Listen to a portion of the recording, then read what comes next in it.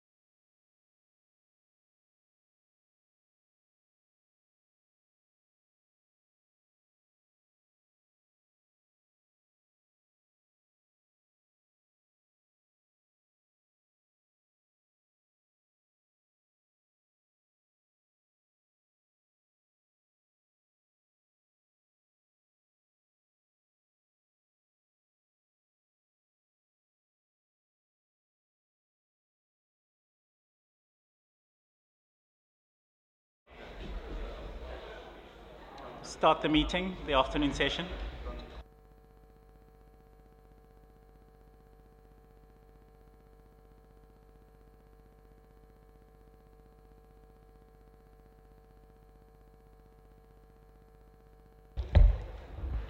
Give everybody just a moment to take their chairs. And welcome back those participants that are online as well, particularly because it's not necessarily during normal business hours for many of you, so really appreciate your coming in.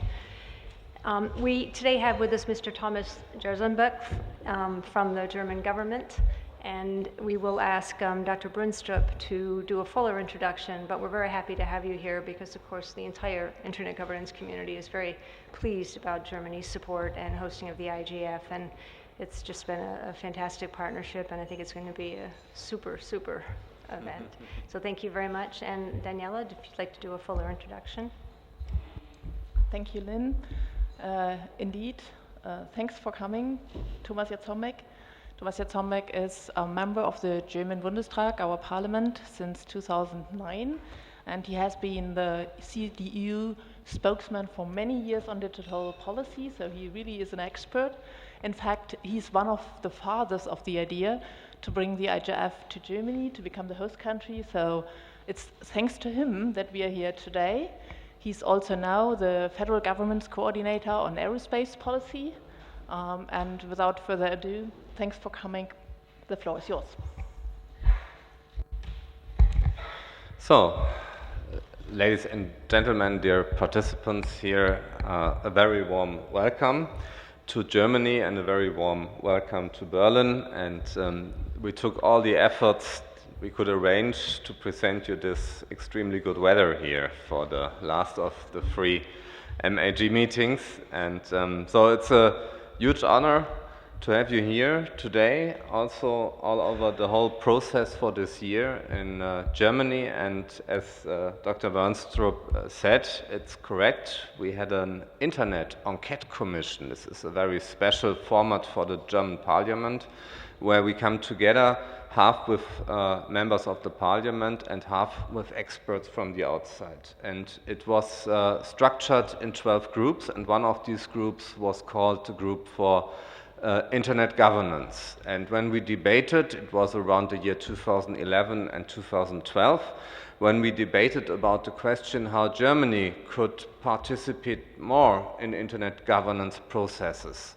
There was one idea to say, okay, we need to have the IGF taking place in Germany. Also to have an accent for the German government to realize that it's important to engage here more than we engaged in the past. And the outcome of this was an initiative for the parliament, and it ended in a resolution of the parliament to have to be an applicant for the IGF, and finally we did it after France, and as I heard, next year Poland will follow. And we are very glad of that.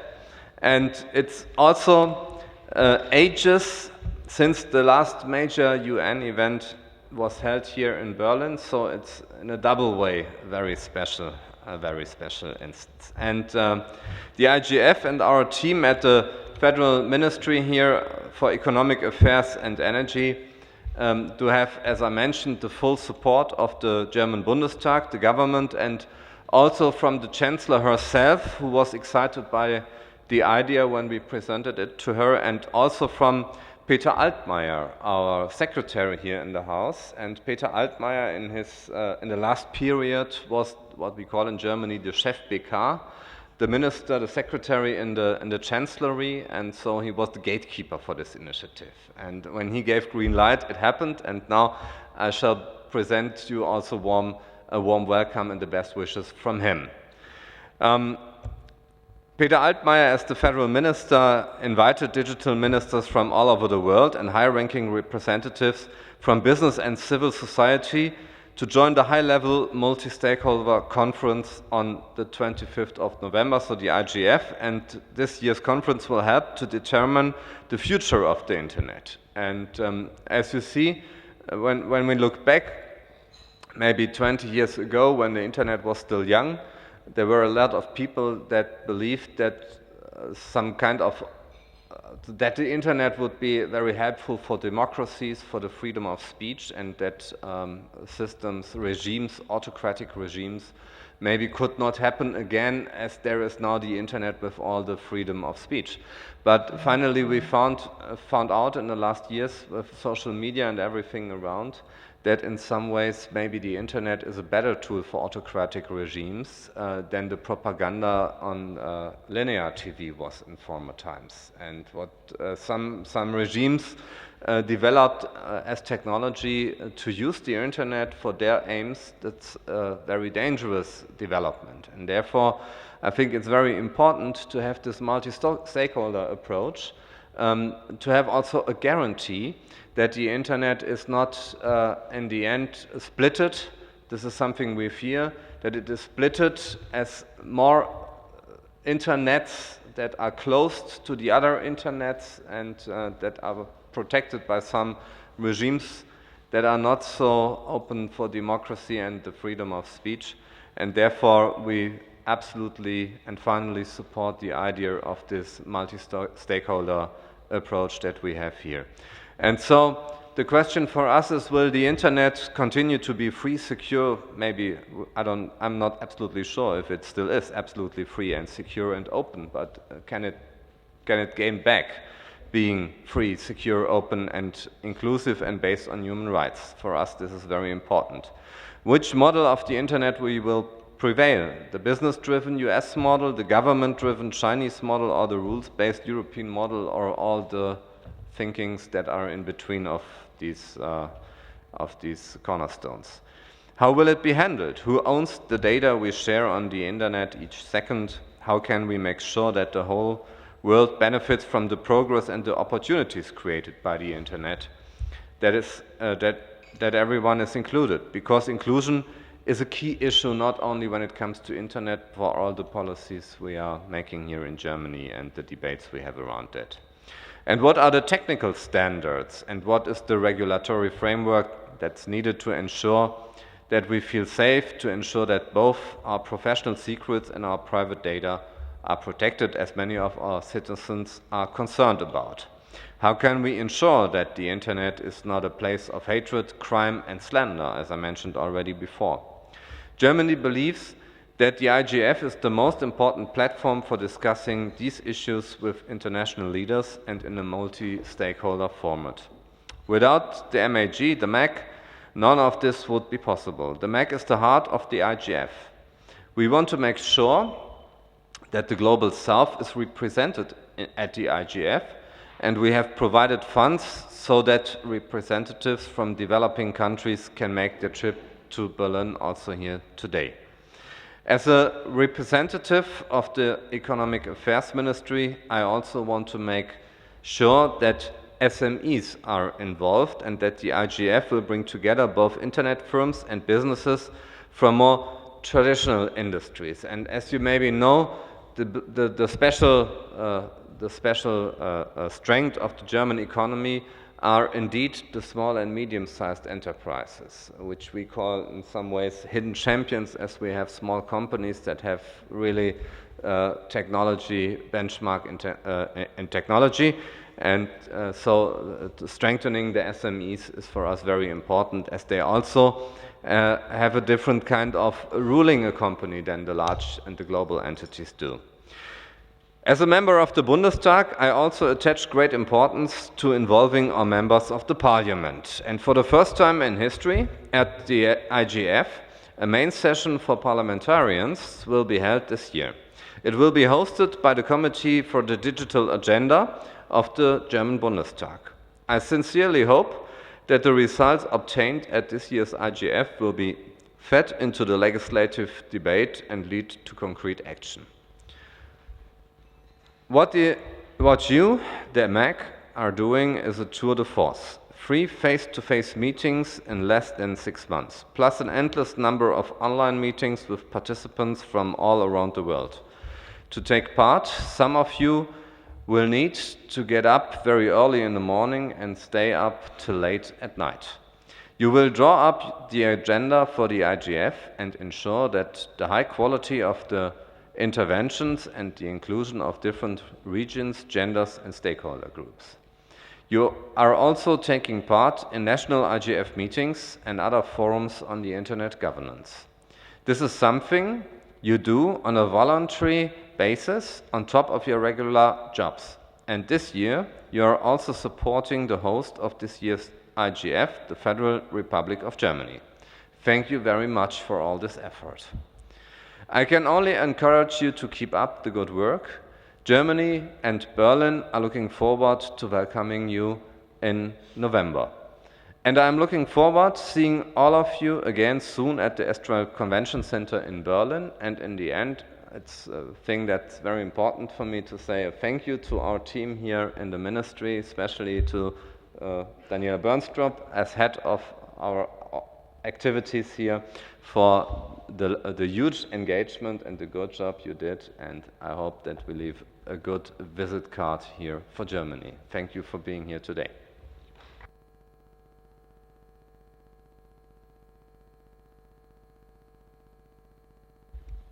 Thank you very much. The thanks goes to the whole team, of course. Thomas Jatzombeck has a little bit of time for your question in case there are some. Go ahead. Thank you. I'm Veni Markowski. I'm a member of the MAG and from the ICANN, the Internet Corporation for Assigned Names and Numbers. And Lynn, as you can see, I've put my name in the queue. Okay. I actually wanted to thank you and to thank through you to the German government and the German parliament, because we were very happy to hear, especially about your funding that you delivered for people from underserved regions and least developed countries that will be able to come to the IGF in November.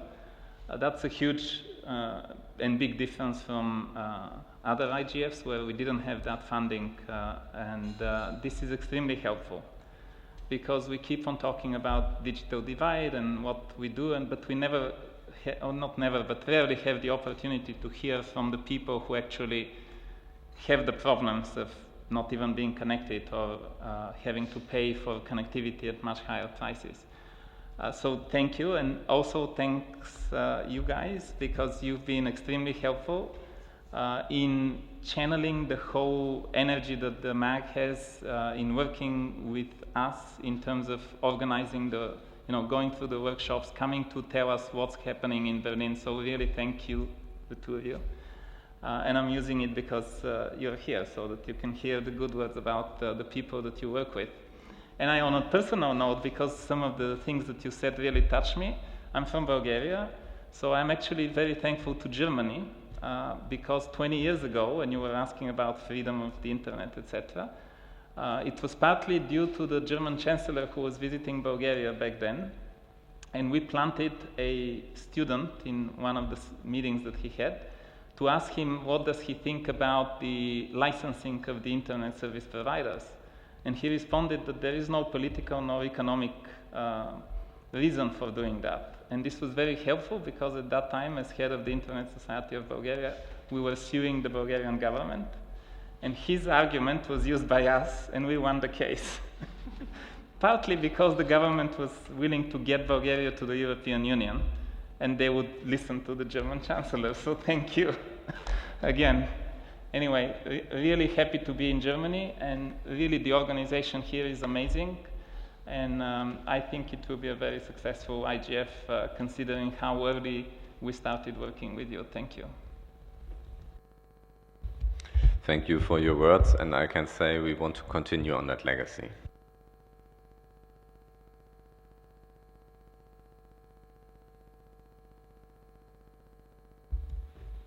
I know we're supposed to be using the queue, but as a number of people have just come in from the Internet Jurisdiction Conference, which was across town, if there's a comment or a question you'd like to make, we will entertain other methods of signaling. So we try and be quite rigorous about using the online queue because it levels the playing field between those people that are participating remotely and those that are in the room. Is there anybody else that would like to make a comment or has a question?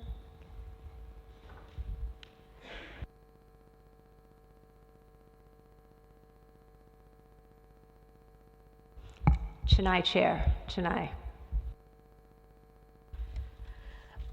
Firstly, thank you to the German government for the investment in actually getting the Global South to participate in these meetings and actually providing the funding that's necessary for people to attend. I think especially what I've drawn attention to is the participation of parliamentarians to be hosted by the Bundestag, which will get some of our parliamentarians excited to actually be attending these meetings, as I think also Veni was talking about. So my big question in run-up to the actual meeting is, will we get information on which parliamentarians will actually be attending from the different countries that have been invited? I only ask this information in advance because some of us will be having national IGFs, and it would be crucial to actually be able to engage with these parliamentarians before they come to the meeting. Some of them have never attended national IGFs, or they are uncertain what exactly is the structure within the national IGFs of their own countries. So I think it'll be a good opportunity as MAG members to be able to link back with our communities at a regional, sub-regional, and national level, and actually point out that we have these parliamentarians who will be attending and will be hosted by the government of Germany, and before they go there, they actually will have to sit and engage with us to actually understand, well, not will have to, but it is an opportunity to be able to leverage the conversation to actually say, as you're preparing to go to this global meeting, this is what we've done and this is what we've understood, in particular in contexts where the internet is still not free and very difficult to access, either based on regulation or just a misunderstanding of why it's important to have a multi-stakeholder conversation. Thank you.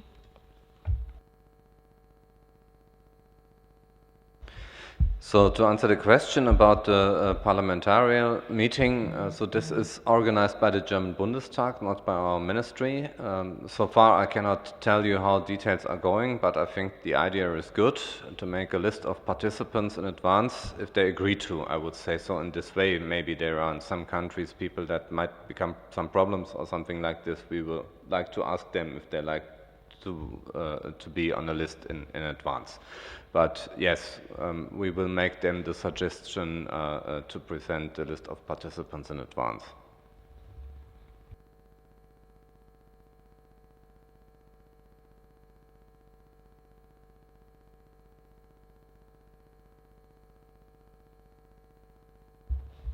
Yes.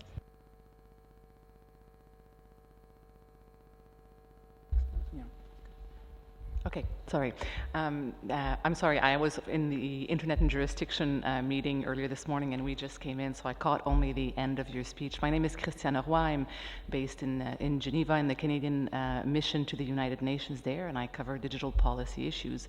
And it was interesting because, in fact, this morning at the Internet and Jurisdiction, we lamented the fact that despite a very broad variety of stakeholders in the room, we didn't actually have any lawmakers. So it was a proposal that the Internet and Jurisdiction Network reach out to parliamentarians for future meetings. And so maybe you've already mentioned this before I arrived, but certainly in Geneva we have the International Parliamentary Union that has its headquarters there. They have an annual meeting in the fall, usually in October. So perhaps using that channel to propagate the good news about having a parliamentarian session at the IGF would be an avenue to explore in terms of making as many parliamentarians aware as possible. Thank you. That's a good idea. We take that.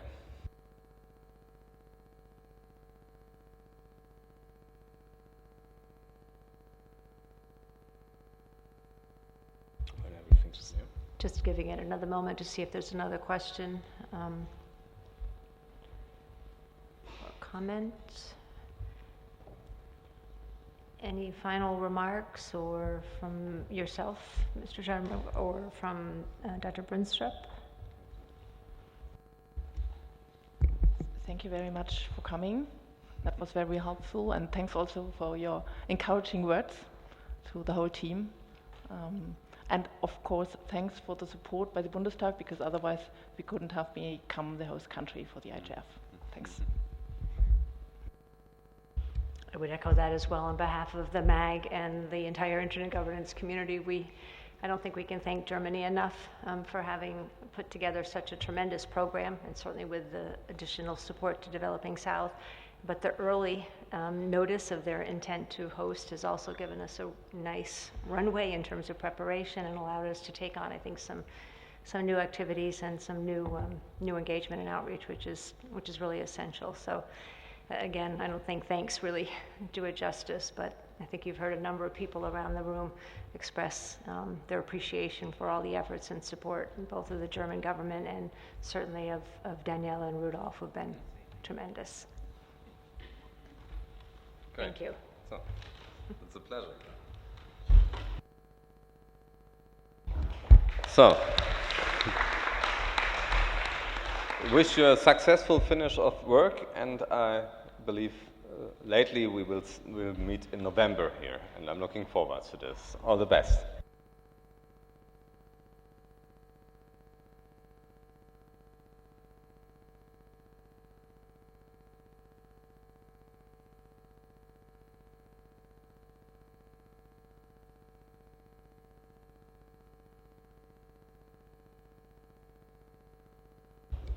While we just sort of rearrange here a little bit at the table, let me just welcome those people that have come over from the Internet and Jurisdiction Conference, and remind everybody again that this is the Open Consultation Day.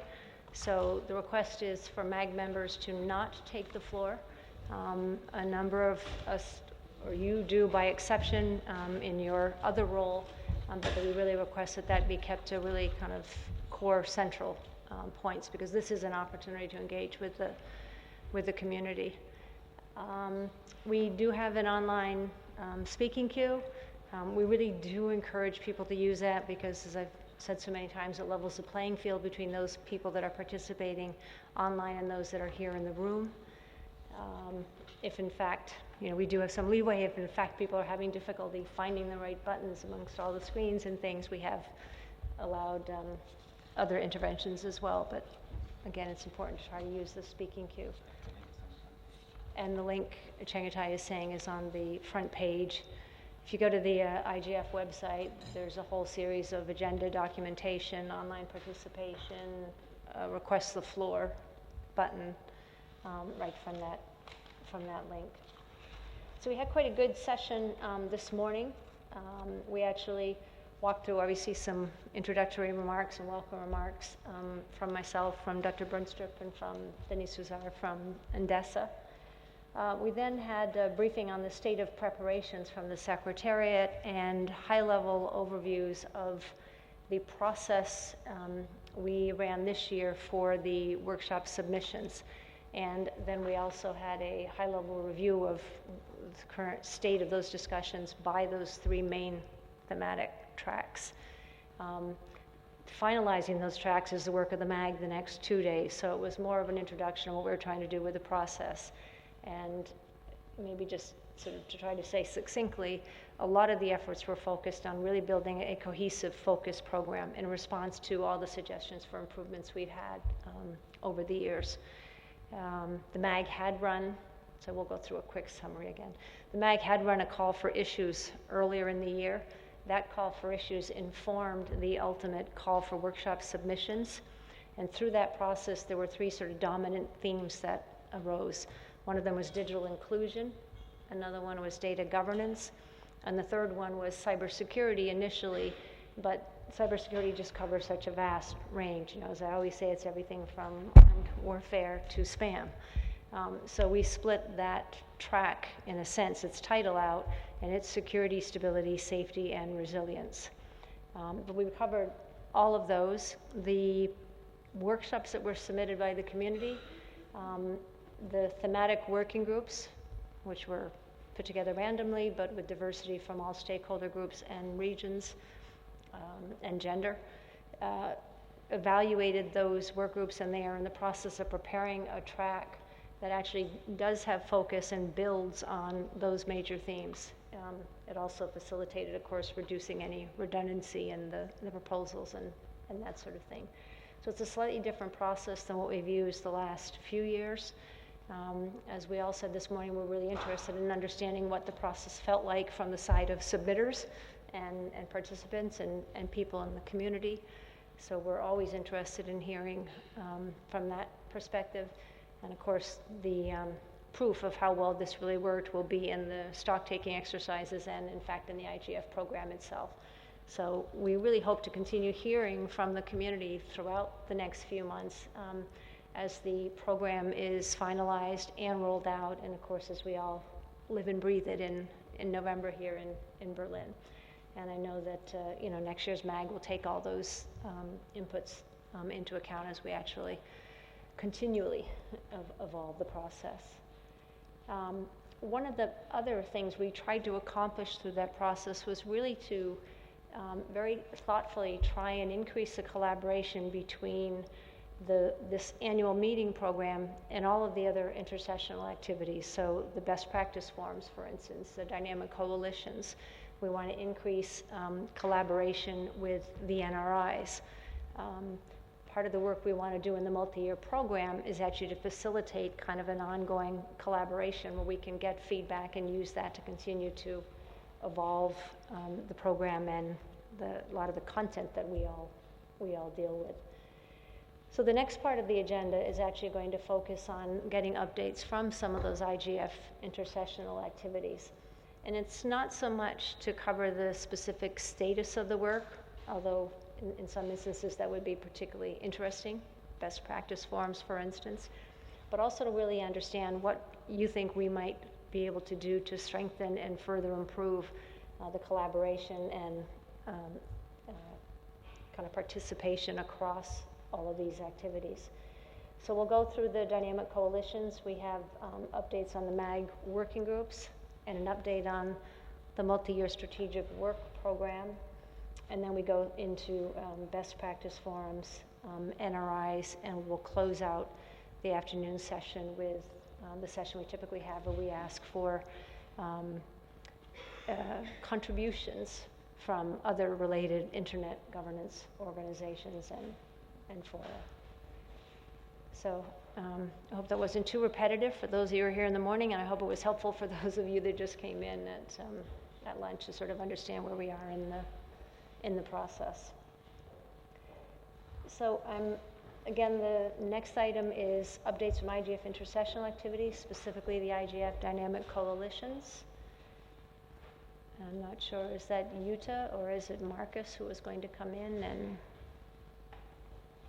or someone else?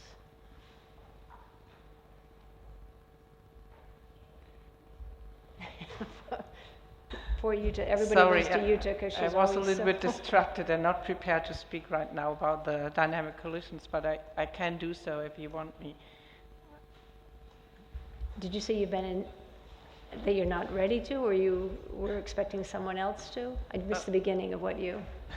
So, would you mind giving me some more time and then start with another group? Sure, that's fine. We can go to the next item, and we'll just come back after, which is the update on the MAG working groups, of which we have 3 that the MAG actually chartered this year. One on IGF improvements, one on outreach and engagement, and one on fundraising.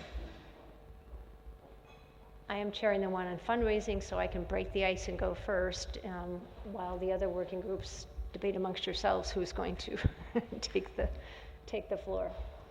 So this is the second year we've had a formally kind of chartered working group on fundraising. Last year we spent an awful lot of time with a very active working group and support from the Secretariat and from DESA in terms of clarifying the roles and responsibilities for fundraising. Again, this is fundraising specifically for the IGF Trust Fund, which supports the Secretariat and it supports travel for individuals from developing countries. We did an awful lot of what I would say was sort of administrative work. We put up some frequently asked questions, we improved the website, we made some information more visible and more clear. We put together a kind of a template that would help us as we begin reaching out more actively to members. We put a lot of efforts into going back to all past donors to see if they were interested in either participating again, or in some cases increasing their contributions, and in others simply to make sure that they were still on board and on track to donate. This year, the working group was chartered with one major initiative, and that was to identify a small number of organizations that a working group member would be willing to engage with to bring them in as a donor to the IGF Trust Fund. And anybody who's done the fundraising work understands that it actually is quite a bit of work and really requires some thoughtful approaches. So we're not looking for a list of 100 or 200, and we're looking more for sort of 20 or 30. That work is just about to kick off in earnest now that we're through this big workload here of the last few months with respect to the workshop submission process. As we do that, we will reach out to the MAG. One of the line items in the MAG term of reference is the request that the MAG actually support fundraising efforts and bringing in donors to the trust fund. So we're reaching out to the MAG with a specific request for to identify an organization you think should be participating in. This isn't just about getting the financial funding, but it is about engaging deeply and broadly in the work of the IGF. So we will put a process together that does that, and we'll look, of course, for information not only in terms of context, but which particular aspects of the IGF do you think they're most interested in, and that we should entertain as we actually work towards an approach. Let me see if there are any comments or questions on the working group on fundraising, suggestions.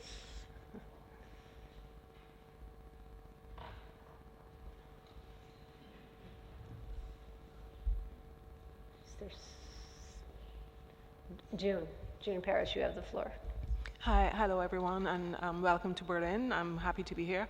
I would like to reiterate what Lynn just said and suggest that other people join the effort to raise funds. We're spending lots of money on airline tickets, sometimes unnecessary money, and we do need some more support from the MAG members. Thank you. Thank you, June. I should also mention that June was a co-chair of this working group last year. Sylvia Cadena, you have the floor. Thank you, Lynn. Silvia Cadena, Technical Community, speaking on my personal capacity, not as a MAG member. Just on the fundraising efforts, I would like to maybe suggest to the Secretariat if we could review the project document that has the line items that are required and the desirable budget and things, to try to figure out if, although I understand that is not the preference of the Secretariat to work based on projects, if there are sections of that budget that can be divided or split or addressed, trying to figure out projects that address those the need for that funding, to see how that can be negotiated with other potential donors and to contribute. I understand that the Secretariat prefer unmarked and general contributions that the Secretariat has the ability to manage, but I guess that it is a reality that a lot of the governments and aid agencies have less discretionary budget every year, and that all their budget is earmarked against specific objectives, specific targets, according to their own agendas. So it's very difficult for many of the government officials, for example, to commit funding that is not really earmarked for a specific or particular use, let's say. And there are plenty of experiences and options to explore on that regard. So that could help, for example, to assign portions of the salary of a person to support that specific project, and so, and try to build that to that security and stability in terms of the funding that was mentioned at the beginning of today. I think there are quite a few members of the MAG and other members of the community that can assist with that review process, to try to see if there are possible projects to structure to help the IGF, fundraising a different way, I guess. Thank you.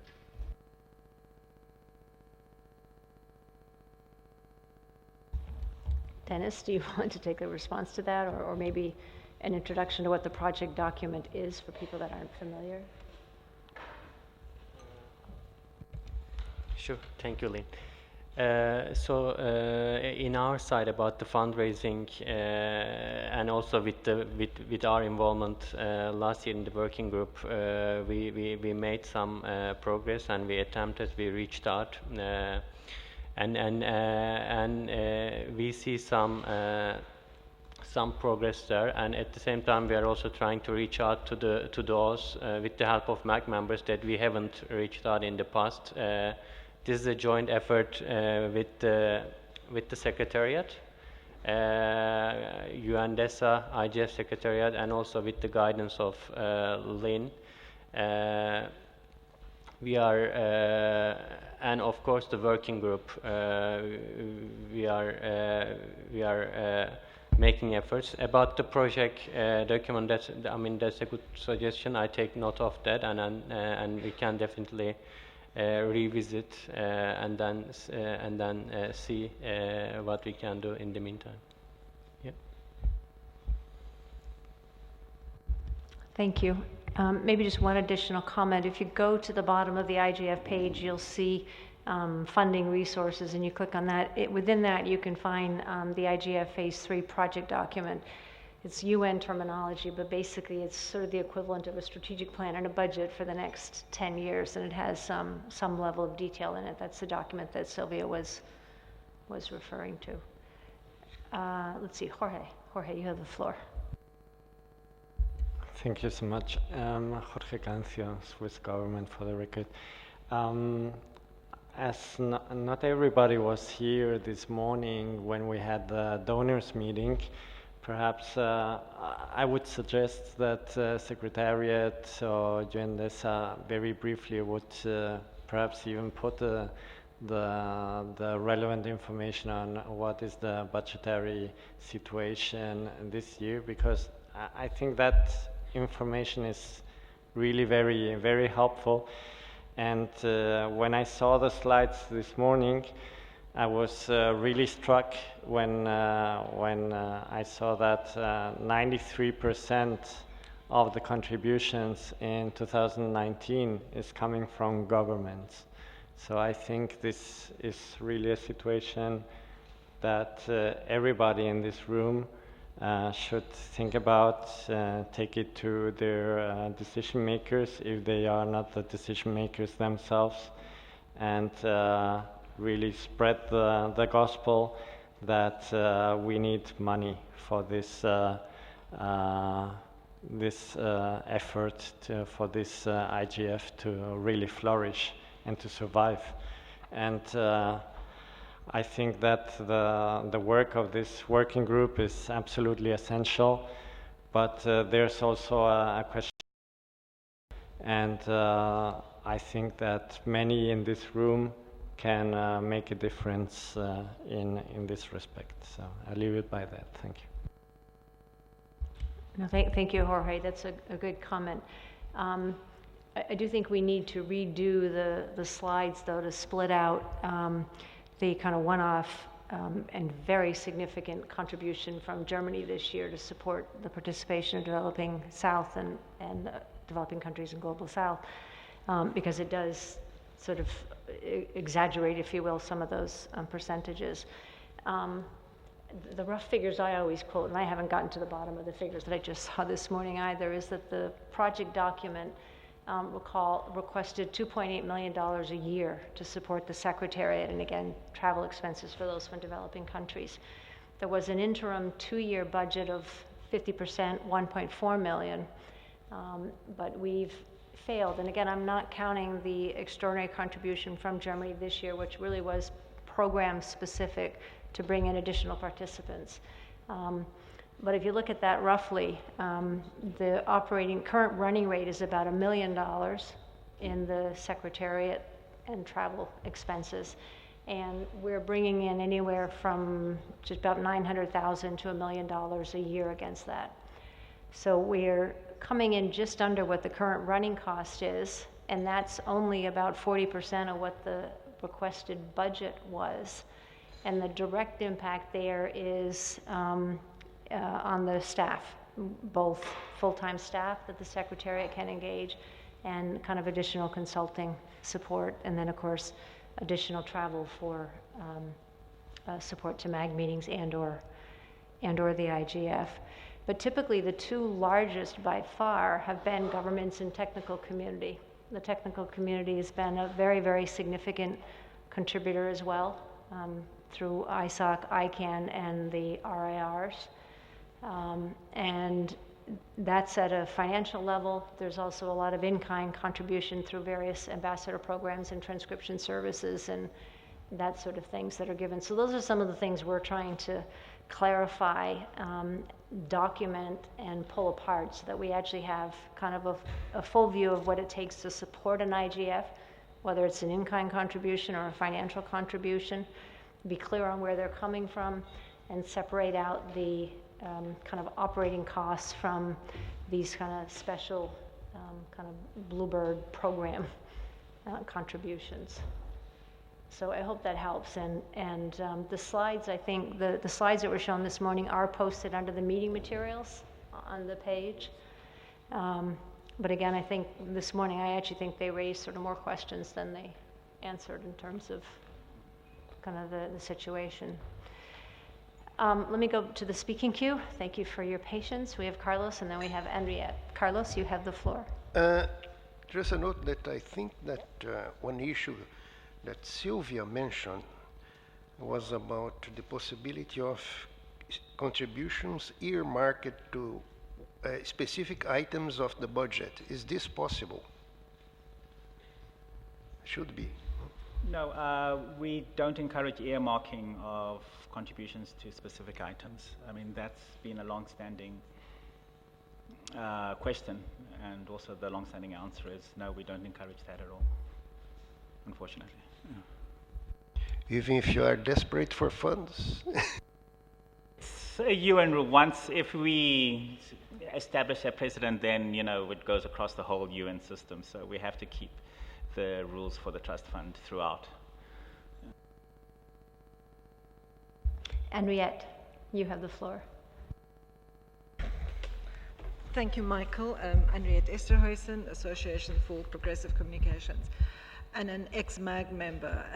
In fact, while I was on the MAG, which I think was 2012 to 14, we also made a request that the in-kind contributions of those institutions that support participants gets recognition.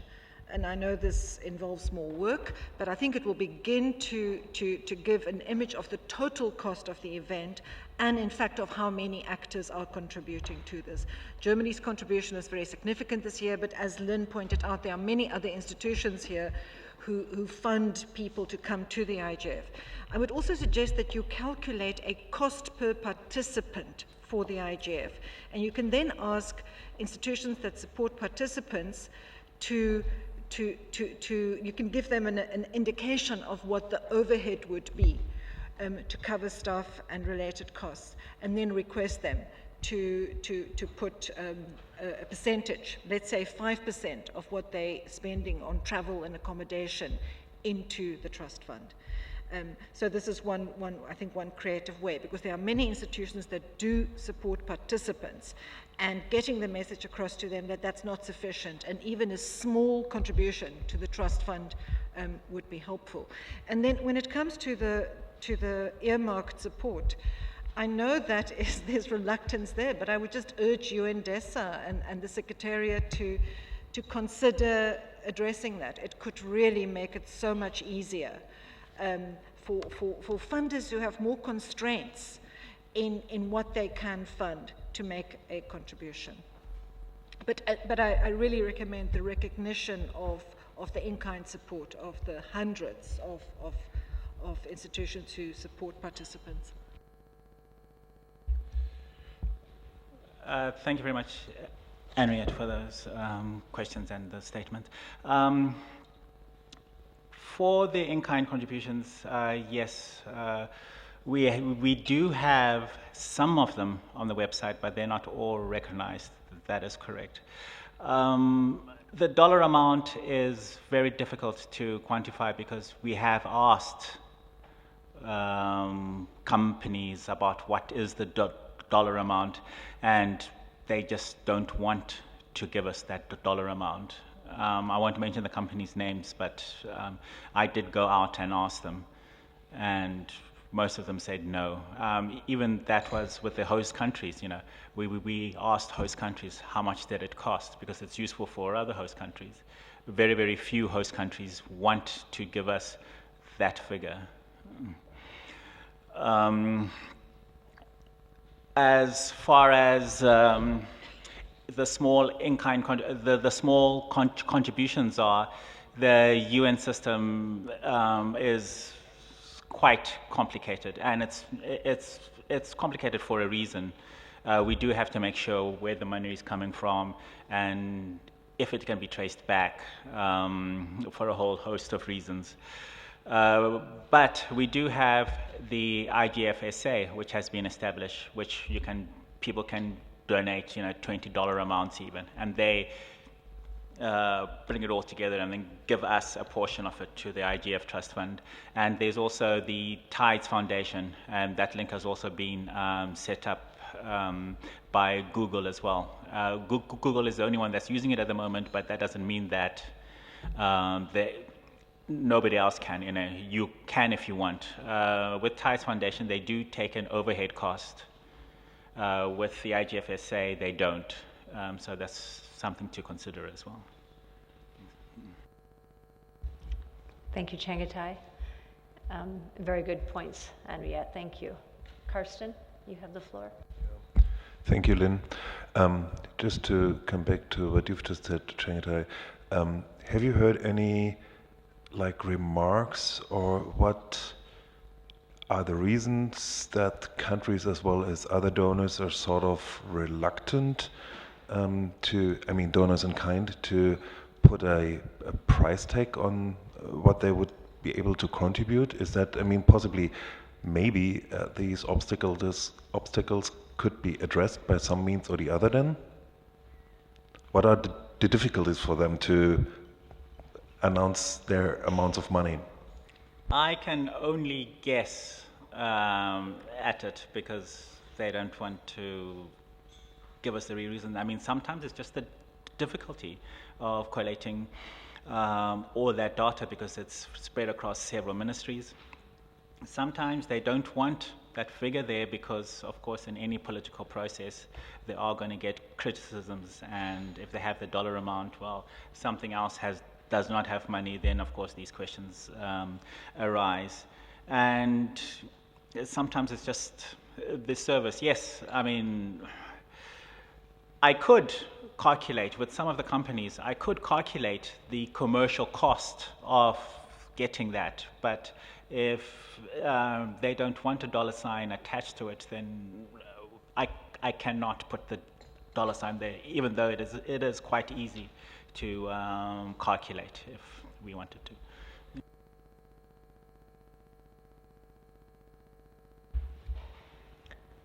I don't see any more requests for the floor on this particular topic.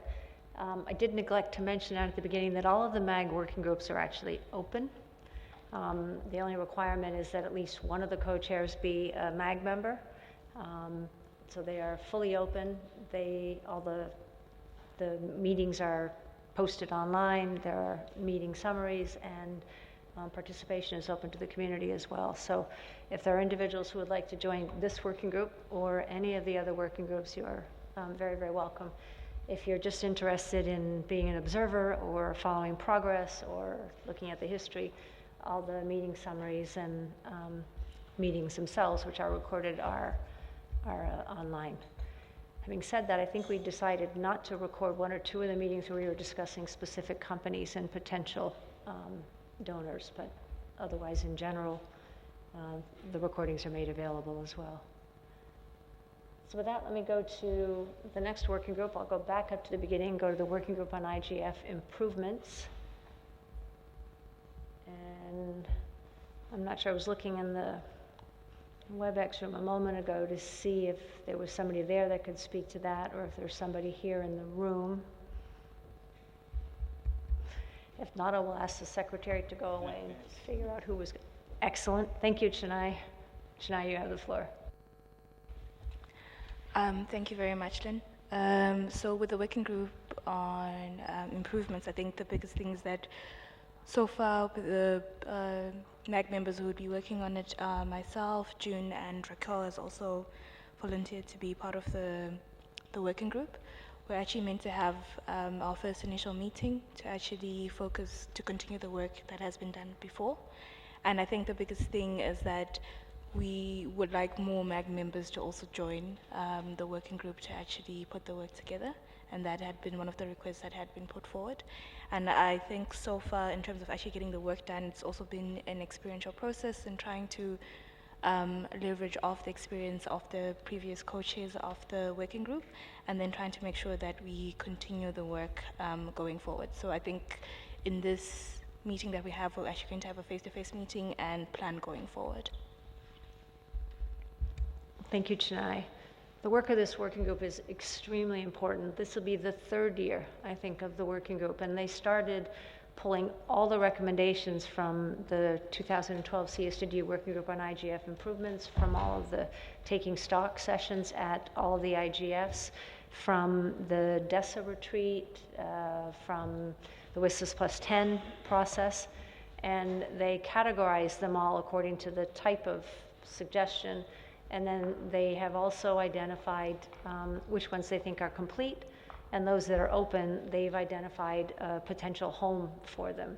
So, I mean, it's really important work. People that take the time to run processes or submit comments through a stock-taking exercise, I think, deserve to know that their suggestions are being taken seriously and what the ultimate response was to them. So it's a very important and very substantive piece of work. So I really would encourage people to take a look at the work and certainly to sign up and help the working group as well.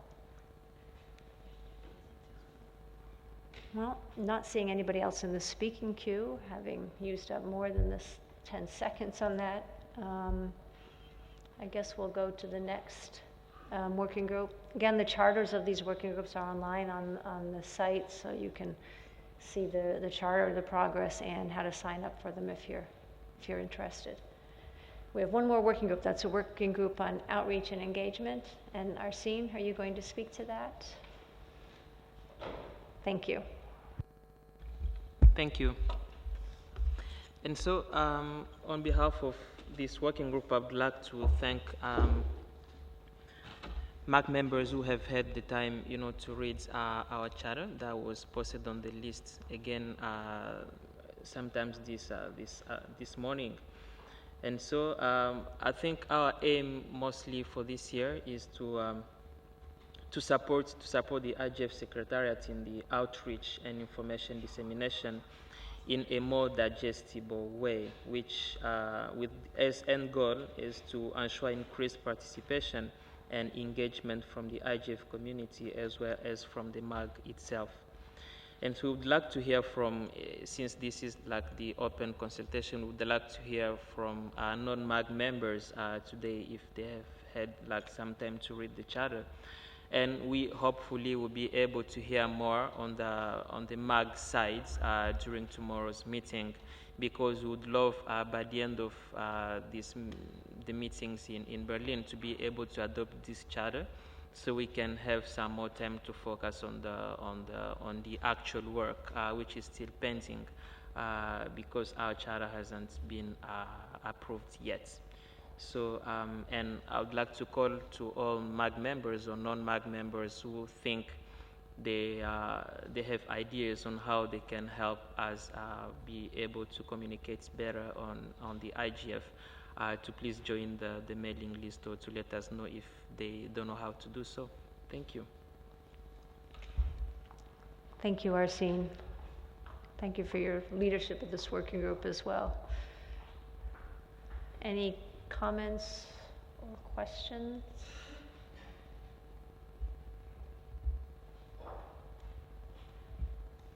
The working group has been fairly active the last few years, and they've done some really good work, particularly last year with respect to translating some key documents and things on a volunteer effort, which I think is also obviously useful for outreach, useful for engagement in different communities. In parallel alongside that, we're also working with the Secretariat to look at a lot of our own communication processes and what we can do to improve the reporting coming out of the IGF and a number of the other activities as well. I think there's still a lot more work we can do there in terms of properly resourcing and supporting it. It just takes resources. So not seeing any requests from the floor. Are there any general, before we go on back to dynamic coalitions, are there any kind of general comments on the working groups, or just want to make sure we're giving enough time for the community to come in? But again, given these are working groups which are meant to be sort of led by the MAG but open to the community, wanted to make sure there was enough kind of visibility to them to facilitate their work. Jutta? I was wondering whether I should give a short update now on the working group on the workshop process. That would be excellent. Okay. There has been a lot of work been going on, but no further meeting of the working group because everybody was occupied with the assessment process, obviously. But still, there was some feedback from MAG members who were doing the assessment that were well noted, taken into account for the further development of the workshop evaluation process for next year. One thing that was mentioned very often were the requirement to have 2 different types of comments when assessing the workshop proposals, which actually helped to have a good assessment process, but which was a lot of additional work for all the members, and we will consider that with the working group when we start thinking about the process for 2020, I do think. So there were some lessons learned, and I do think we could also summarize that when we have finalized the process of workshop selection afterwards, and then the work for the working group starts for next year. Thank you. No, thank you, Jutta. And apologies that was left off the agenda, and obviously should have been. The work continues, and now the very important work, which is how did the process feel, how did it work, what are the areas for improvement next year going forward. So we need to stay with that. Any comments or questions for Jutta or the working group on workshop prep and eval? Maria, you have the floor.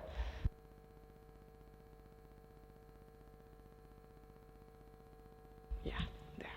Thank you, Chair. My comments go to the work of the process working group. I think that they have been doing an amazing work in documenting and helping the process of do the evaluation.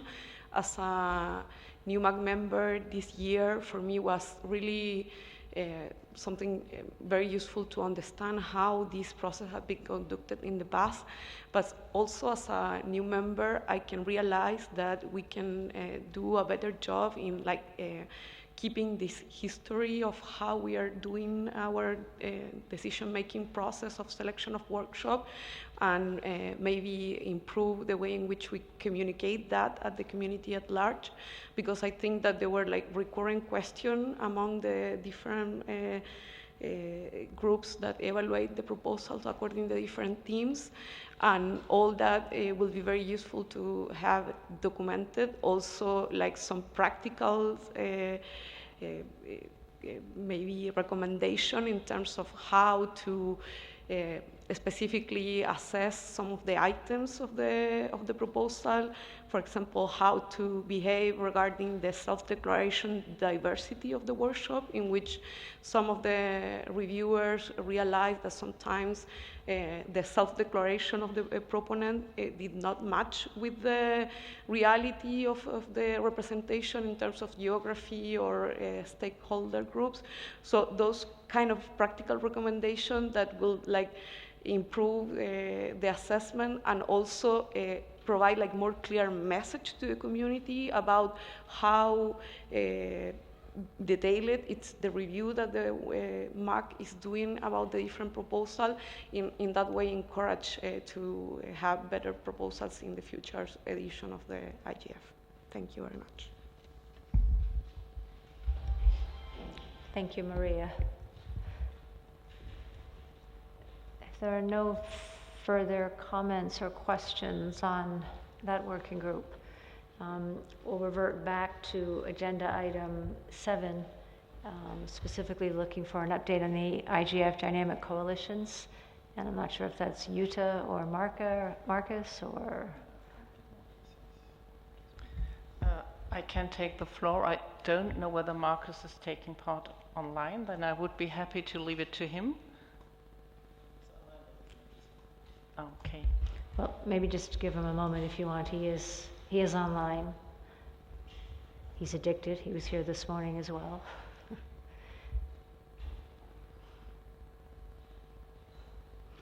Well, Jutta, why don't you get started then, and then Marcus, if you want to come in later. Oh, I see his camera lighting up, so let's give him another minute.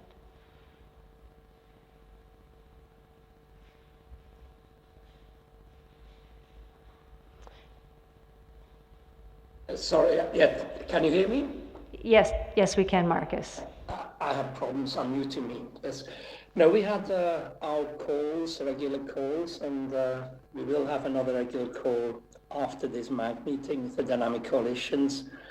We have, I think, a fairly good understanding what we want, and I think made the point before that it's for the Dynamic Coalitions, it's important to have their annual session and where they can actually further their work and work in substance. And that, as far as I understand, will be decided in an overall context, but I would just like to make the claim again for the Dynamic Coalitions. It's essential that they have an opportunity to meet once a year. Obviously, it's understood that they need to fulfill all the conditions that are part of for them to qualify. Apart from that, we have been discussing on whether or not to ask for a common slot. There is great appetite to have a common slot, and there was also, we had at the last meeting some discussion on that and what a common theme should be, but various members of the Dynamic Coalitions felt that it would be important to also present some of their substance they had been doing, as they had been doing in the Geneva meeting. In Paris, it was more a common theme, but there were so many speakers, it was rather difficult to manage. It was a co-production with the business community. It was a good session, but the Dynamic Coalitions found it rather challenging. So this is an open question, and obviously the Dynamic Coalitions will take into account also the outcome of this MAG meeting. But over to Jutta, I'm sure she has plenty to add. Thank you. Thank you, Marcus. I will turn to Jutta and then come back to you and to the room broadly, because of the question is, as we stated this morning at the very beginning, is what else can we do to actually strengthen and further support all these activities? So if we could come back and see if you have any thoughts on that, and obviously the same question to Jutta as well.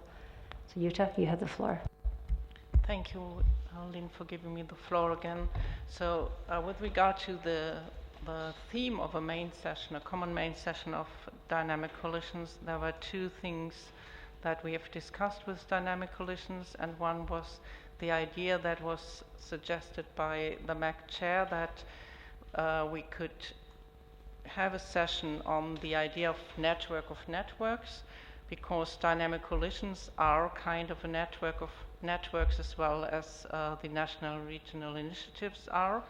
But some of the Dynamic Coalition representatives thought this could be too broad a topic to cover in one main session, and this was also due to the fact that there was still the notion that the concept of Dynamic Coalitions was not well known in the community. So there might seem to be many people who don't know that dynamic coalitions are doing intersessional work, that they work continuously throughout the year, and then they have their 1 year occasion, once in a year, their occasion to meet face to face and personally and present their work, and that dynamic coalitions are open throughout the year for new members, for people who want to work with dynamic coalitions that seem to be not well known. So the other idea was that maybe it was time to have a session where the concept of dynamic coalitions was explained a little bit broader, but it could also be done like it was mentioned before, the term educational session. Probably we could have at the beginning of the IGF like an educational session where the concept of dynamic coalitions would be explained, and then see what more topical session could be done throughout the course of the IGF. That were the two ideas that the dynamic coalitions discussed. Thank you. Thank you, Jutta. Maria, is that an old hand in the queue, or were you looking for the floor? That's the old hand. So I am interested, Marcus, Jutta, and everyone else in the room, kind of any general observations on dynamic coalitions, what we could do to make them stronger, better support them. Really just looking for kind of a more strategic sense of the role they play and how we can kind of maximize their contributions. Marcus, just give you a moment to unmute. Do you have any thoughts, and then come back to the room here? I could tell from my experience in Germany now this year that, of course, in advance of having the global IGF in November here in Berlin, many people had asked me about the Internet Governance Forum. So in many cases I explained the concept of dynamic coalition, then that this is, besides putting in your workshop proposal, this is an opportunity where you can directly start to work with the IGF community, bring in your organization, your ideas into a dynamic coalition. And I do think the variety of themes and issues that are addressed by dynamic coalitions is broad enough that everybody could somehow find a way to collaborate with. And that brings me to the role that the national and regional initiatives could also play, because I do think what we faced here in advance of the global IGF, the interest that we had in the community, that could also be addressed by the national and regional initiatives, strengthening the cooperation between the national and regional initiatives and the dynamic coalitions could help to make more people in more regions and more countries make aware of the work the dynamic coalitions do throughout the year. So that would be my suggestion.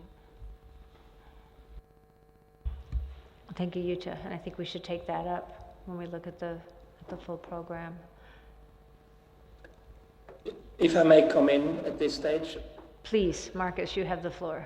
Yeah, I very much along the same line as Jutta. I don't really have that much to add, but I think we have made great progress in linking up all the various elements, and the NRIs Jutta mentioned is an important part of the ongoing intersessional work, as are the DCs, but we have not yet been able really to strengthen these linkages, and obviously the MAG is the central part of the architecture, and it could also be a two-way dialogue, not just the constituent parts of the broader IGF community, such as DCs or the NRIs reporting back to the MAG, but the MAG could also make suggestions to the DCs and to the NRIs based on the substantive discussion they have.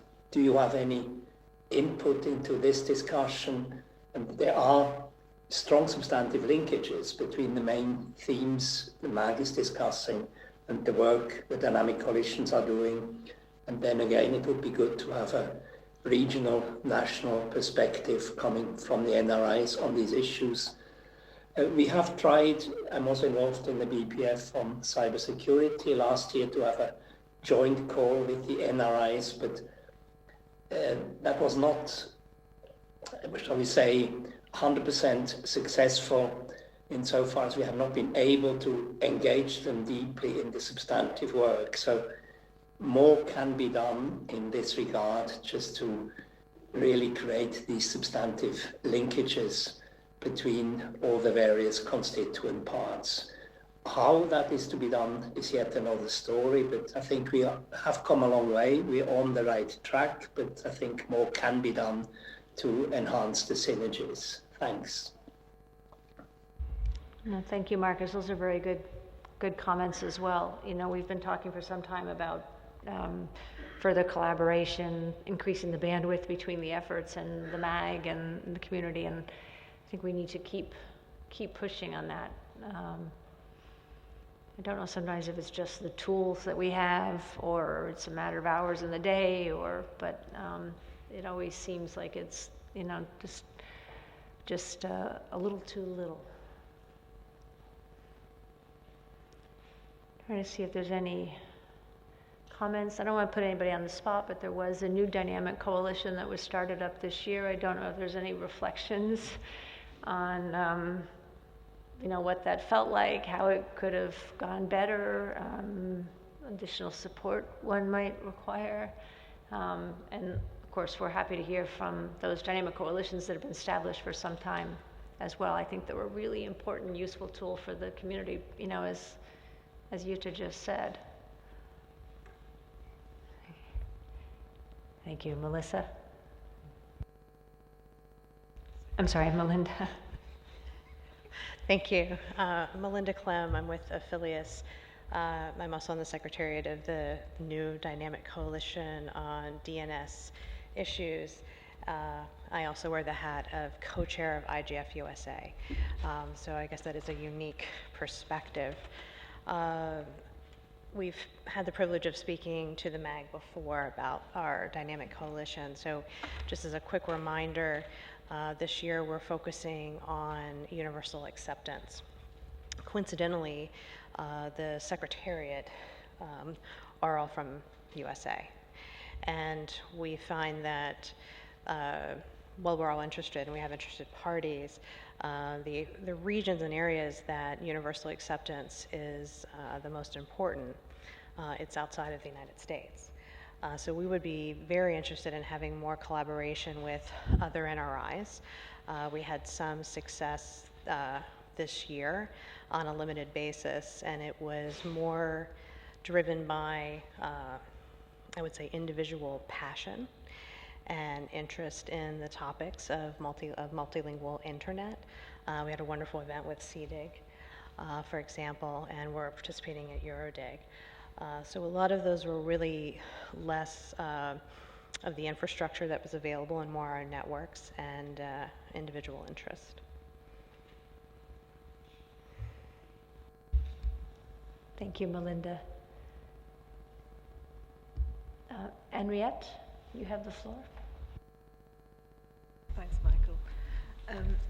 Just to report, my organization is an active participant in the Dynamic Coalition on Community Connectivity, and it's a very dynamic coalition. I think they would like their workshop proposals to be accepted, so you know that could be one thing the MAG can consider. But aside from that, the work is continuing, and this is one dynamic coalition that does have a presence in regional IGFs. I'm not sure at national level, but certainly at the Latin American IGF, and last year at the African IGF, they held workshops. So there a connection, already a connection with regional IGFs. I think, yes, I think it's a challenge, but I certainly think promoting the work of the dynamic coalitions and creating creative ways of displaying that can make a difference, because it's really one of the most in fact, I think all the intersessional work is one of the most undervalued aspects of the entire IGF process. Thank you, Henriette, and those are very good points as well. I'm just kind of wondering a little bit whether or not there was a brief discussion this morning on a kind of burgeoning idea of maybe doing something with Wikimedia and Wikipedia to try and kind of build an awareness around various activities within the IGF and how to participate in the IGF. And it was kind of the discussion was a little bit of a combination of kind of newcomers and orientation and awareness, and maybe capturing some of the content that might be coming out of some of those streams. You know, it might be interesting to think about starting with one area rather than even trying to do the full breadth of IGF activities to see how that works. I mean, doing something like that could potentially open up a new set of participants in terms of, you know, the people that it would reach. But just want to encourage everybody to think creatively about how we reach out and engage other individuals and organizations in the work we're all doing. And then secondly, it would be helpful if when we said dynamic coalitions, there was a good resource they could go to that actually answered all their questions and made it really exciting and wanted them to come in and participate. So if there's a way to, you know, extend some of our efforts, I think we should be open to new ideas and what we might do there. Again, the whole proposal is still very much, I guess, a thought, not a proposal. And needs some more time to think about what that might look like. And I think it's a couple of tangents. One is sort of newcomers and orientation, and I don't mean just to the annual meeting, I mean newcomers to the world of IGF and all of its activities, intersessional and otherwise, as well as kind of capturing kind of the importance and impact. I don't see any other requests for the floor. Again, I really want to encourage everyone, particularly non-MAG members, to comment here. And again, you all know people in the MAG and you all know our email addresses, so if it's more comfortable or something occurs to you in the middle of the night and you want to get the comment in, then, you know, don't hesitate to reach out to any of us. Marcus or Yuta, any final comments on dynamic coalitions? Or Yuta says no. Marcus, I'll give you a moment to type or unmute. I think there's actually been, as Marcus and Yuta both said, tremendous progress over the last couple of years in terms of really pulling the DCs together themselves. I think there's much more leverage and they're more of a force together, and also with respect to pulling them in to deeper engagement, deeper collaboration with the IGF work as a whole. Marcus had unmuted. Give him one more minute. Oh, I said in the chat I have no further comments. Right, I just see that. Thank you, Marcus. Well, then we'll go to the next item. This stands between us and a coffee break. Again, exceptionally. We have a coffee break because normally our session runs from 3 to 6, and today we started at 2, which is a long break. So there will be a coffee break at 3:45. Although I'm very pleased there's actually coffee right in front of us. The next item was a multi-year strategic work program, sort of review and discussion.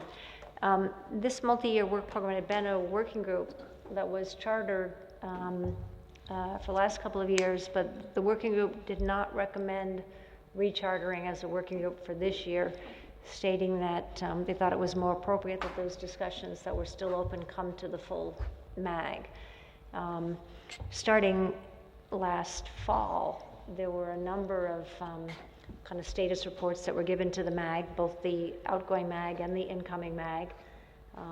There was a discussion document which was sent to the MAG in March, which tried to kind of capture the key pieces of work from the working group. And I'll cover those 3 pieces at a high level. And maybe the Secretariat could mute whoever was not muted. May have been the Secretariat.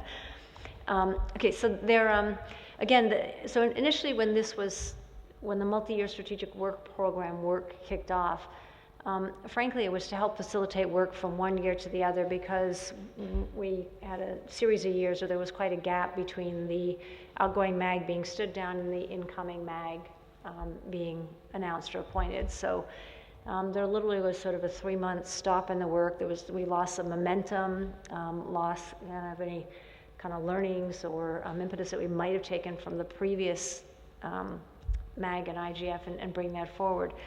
So initially there was a thought which said if we could actually identify some multi-year streams of work, that work could continue on an intersessional basis between MAG appointments. And at that point, the working group thought that it was sort of appropriate to plan for a time span of 2 to 3 years, just a very small number of issues, but it basically arose out of some of the learnings from the best practice forums, I think, as well, where we had best practice forums that were stood up that took on a topic that was so big and so consequential that it was clear that it wasn't just a 1-year effort, that it was a multi-year effort. And again, the fact that we stopped each year and went through a brand new rechartering process meant that they lost momentum and lost time in their own processes. So we were looking to fix some kind of process gaps, if you will, as well as give a little more notice to people who were interested in participating in the IGF that this was a small number of substantive topics that were going to be addressed in the following way for multiple years, which was actually thought to allow us to reach out to potential new donors as well. It would certainly support any new host countries in their own startup and outreach efforts. What the working group actually tackled last year specifically, and should be stated right up front, and I think it's in the charter as well, that the working group recognized the importance of engaging broadly across the full MAG, the IGF community, across the best practice forums, dynamic coalitions, the NRIs, and at that point in time we had a pretty robust intersessional policy program called Connecting and Enabling the Next Billions, and it was important that we engage them as well in the development of any multi-year strategic work program. We had 3 main areas. One was an IGF program framework, which attempted to outline the planning cycle for the annual IGF. It was meant to serve as a reference document for the work of the wider community, not just the annual meeting set of activities, and specifically meant to do that by sort of illustrating the agenda and the program setting process from what the team called the bird's eye point of view. It was meant to capture the main points and junctures of the current process. It also aimed to assess how the IGF outputs are reached, collected, and shared, so that they were input to subsequent IGF cycles. There was a chart that was done. It was built on the basis of some documents from the Secretariat. That was expanded using a tool whose name I'm forgetting at the moment. And certainly the working group, and they did put out a call for survey and comments, had found that useful as well.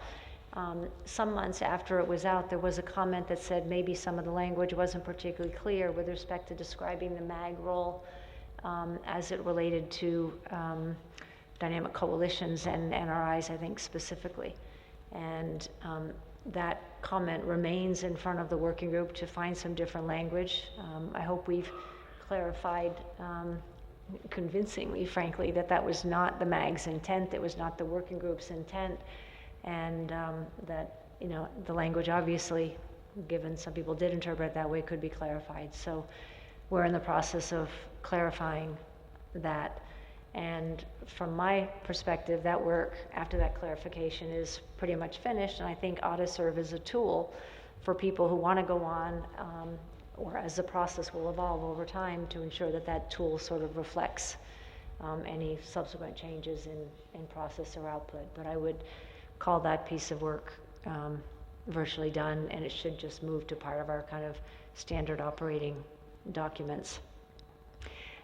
There was another part, I'm actually going to go to the third part quickly, which was improve current outputs. And a number of efforts were undertaken over the last couple of years, and a significant number of them last year to improve the outputs that currently exist, making them more useful and more visible. Many of those efforts were based on suggestions made by the MAG and the community. They were operationalized largely through efforts of the Secretariat, and we continue to evolve those this year. They included things such as, and there is still more work to be done this year. I think that's probably an ad hoc working group that will be set up after this meeting, where we of course have put much more weight on the policy questions that have come into the workshop submission process, so that people would state clearly, this is what I really hope to achieve or get input on or have as a key discussion point in the workshop session that I'm organizing.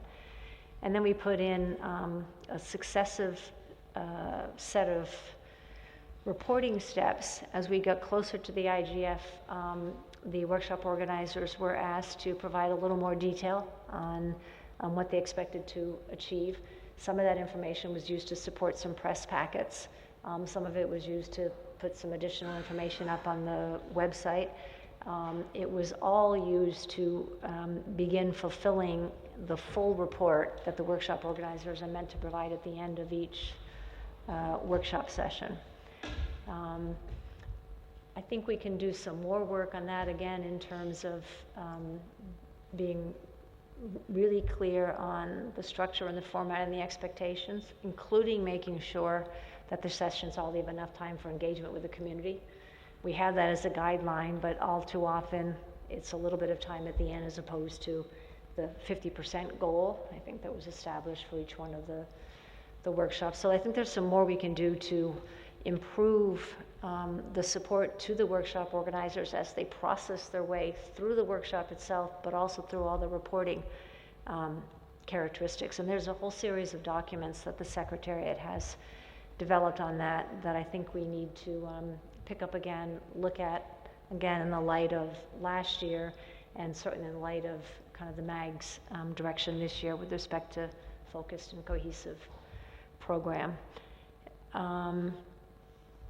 So that was the third piece of work that was undertaken, and I'll go through the remaining piece, and then we'll have discussion as the room wants in terms of which ones they'd like to come back and revisit. The other piece was a piece of work that focused on, it was called Moving from Reports to Outputs or Recommendations.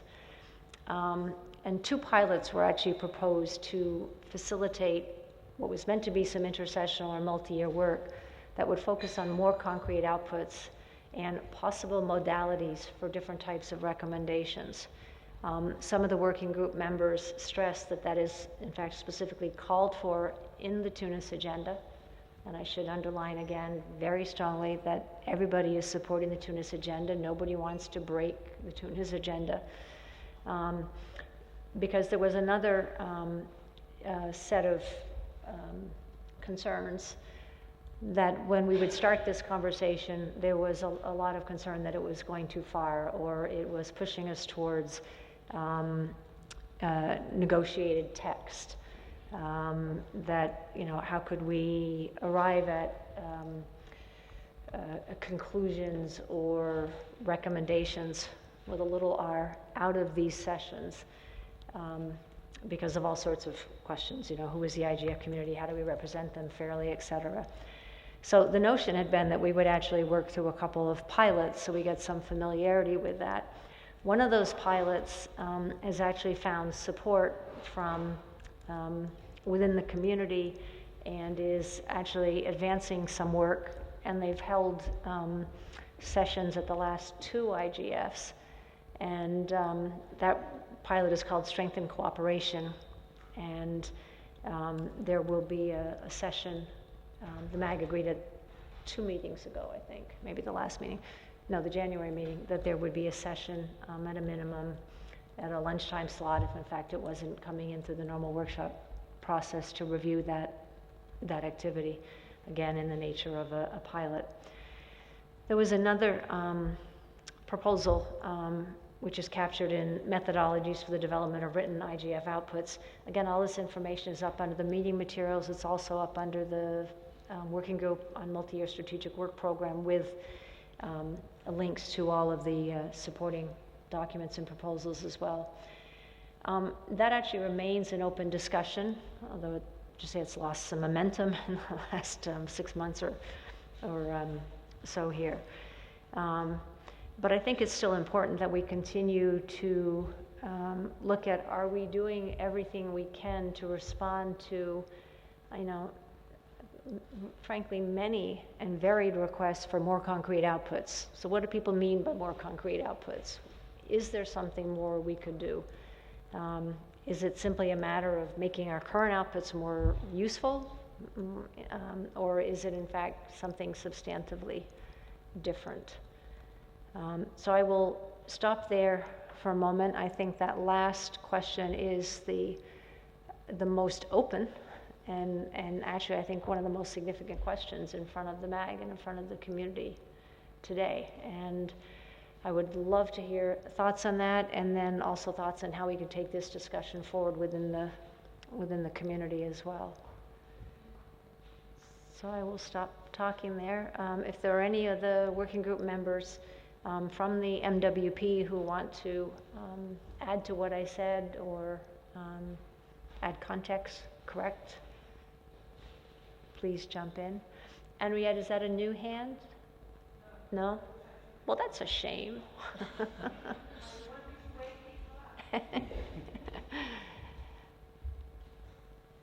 Timea? Thank you, Chair.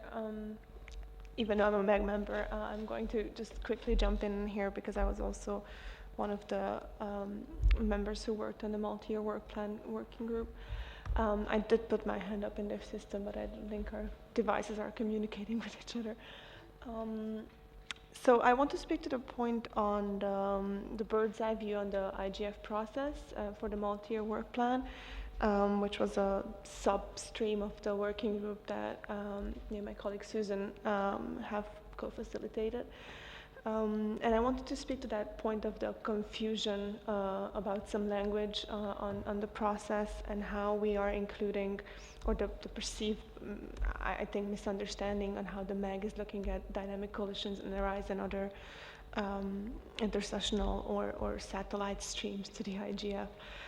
So that overview, the first draft that I think caused the confusion was a working draft, which was not intended, as you said, to presuppose any oversight from the MAG on dynamic coalitions or national regional IGFs, but tried to actually underline that the work program, the agenda, and the IGF's program has to take into consideration these streams and the issues that they have, and provide a framework for these streams to bring in their ideas to the MAG meetings so that the MAG is aware of what they are doing and finds a way for them to be on the agenda. The language was updated in the final version that was done through Prezi and sent out to the community for feedback. We did receive some feedback ahead of last year's IGF online, including from national regional IGFs. I'm not sure if from any dynamic coalitions.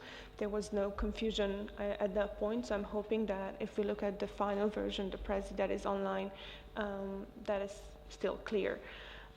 Looking forward to the future of this process overview, I mean, the aim was to clarify what is the process that the MAG and the IGF is following when we would talk about setting the agenda for annual meetings and trying to provide a channel that we connect past IGF meeting and next IGF meeting, issues that arise in between, so that we provide a flow and we actually can build from one building from one meeting to another, and not reinvent the wheel every year. Now, we did change the process this year, so what is online was based on last year's process. It's not entirely accurate for this year because we have 3 meetings, we're having the thematic tracks. So I think it would be useful to update this chart if we think that this is the same process we're going to follow going forward next year. I don't think it's very useful for this year because we already are past our 3 meetings. The process has mainly ending. All that's left now is the main meeting. So the inputs, time for inputs is slowly passing. So I propose we convene on this item after the annual meeting. Think about if the process that we followed this year is really the one that we are recommending to move forward with. And then update that chart and make sure that when we start working on next year's process and plan, we use that as a benchmark, as a base for everybody, the MAG, but also the external communities, the newcomers, have that in their front to follow and have the information there and know what are the main points of engagement and how this machine is working. Thank you. Thank you, Tamea.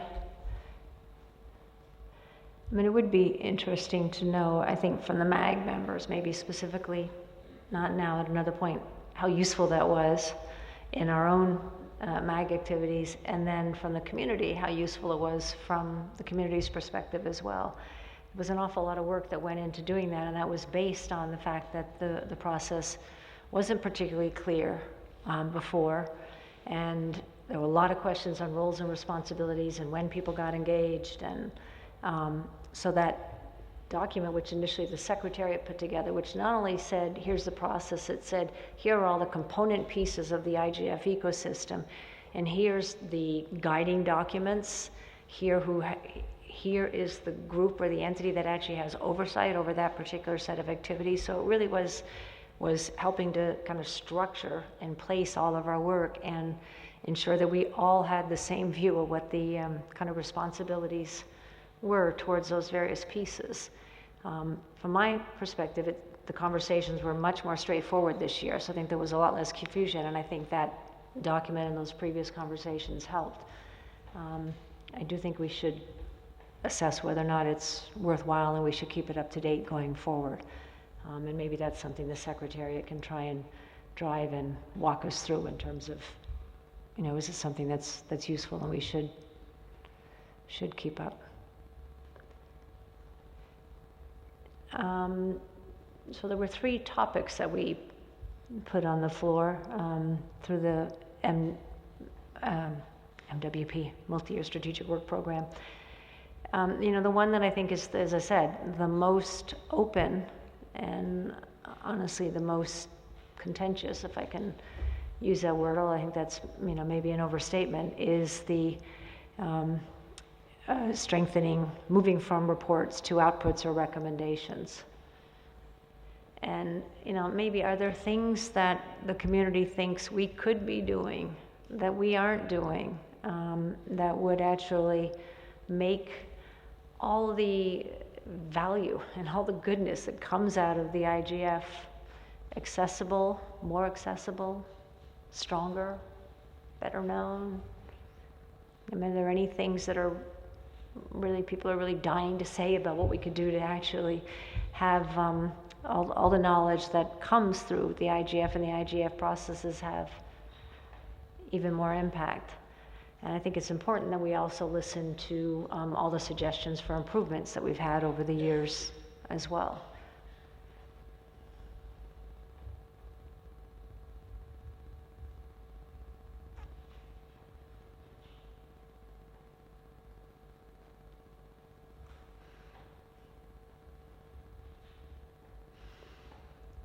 I'll wait just a moment. Sometimes there's a long enough awkward silence. Somebody jumps in. Is there, Henriette, are you trying to get in the queue? Excellent. You have the floor, Henriette. I'm doing this in solidarity with you because I've just come from another meeting. So, no, Lynn, just actually a question on 2 unrelated questions. The first one is in response to what you just said about outputs. Do you feel there is now consensus in the community on what that really means?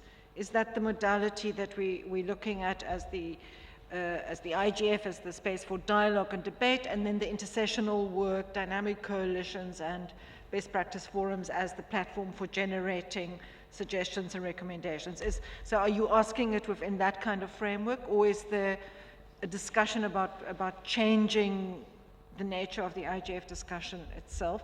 And then my second, completely unrelated, or not entirely unrelated question, but and maybe this was covered in the first open consultation, which I did attend, but the fact that there was this association with the Paris School last year and this kind of close relationship with the French government, who had invited many other governments, including heads of state, do you feel that made a difference in the 2018 IGF at the level of government engagement? I've seen the stats, so this is not really about the stats. This is more about substantive participation from governments in the discussions. So, excellent questions. Starting from the top, it's not about the nature of changing the IGF. Having said that, I think we need to note that there's an HLPDC report that comes out on 10th, which is probably going to point to some possibly significant improvements to the IGF. But no, my comment was not to that. It really was to the outputs. And if we, when I go through these conversations, I try and go through all the stakeholder groups and say, what would their position be? What's their concern? What do they feel? What are they thinking? And if we go through those 4 stakeholder groups, it's clear that there's some stakeholders that feel that we need to do more, that we need to be more concrete, more precise. When I've had discussions with them and I point out the best practice forms, which I think are a good example of good recommendations. For quite a number of them, that's not enough. For quite a number of them, it's great. So I think, and we kind of got to this the last time in the meeting, is I think if we're really going to pull this apart, we probably need to slow down and look at each one of those stakeholder groups and have a really thoughtful discussion or set of discussions with them that really understands why it's not enough. What are they looking for?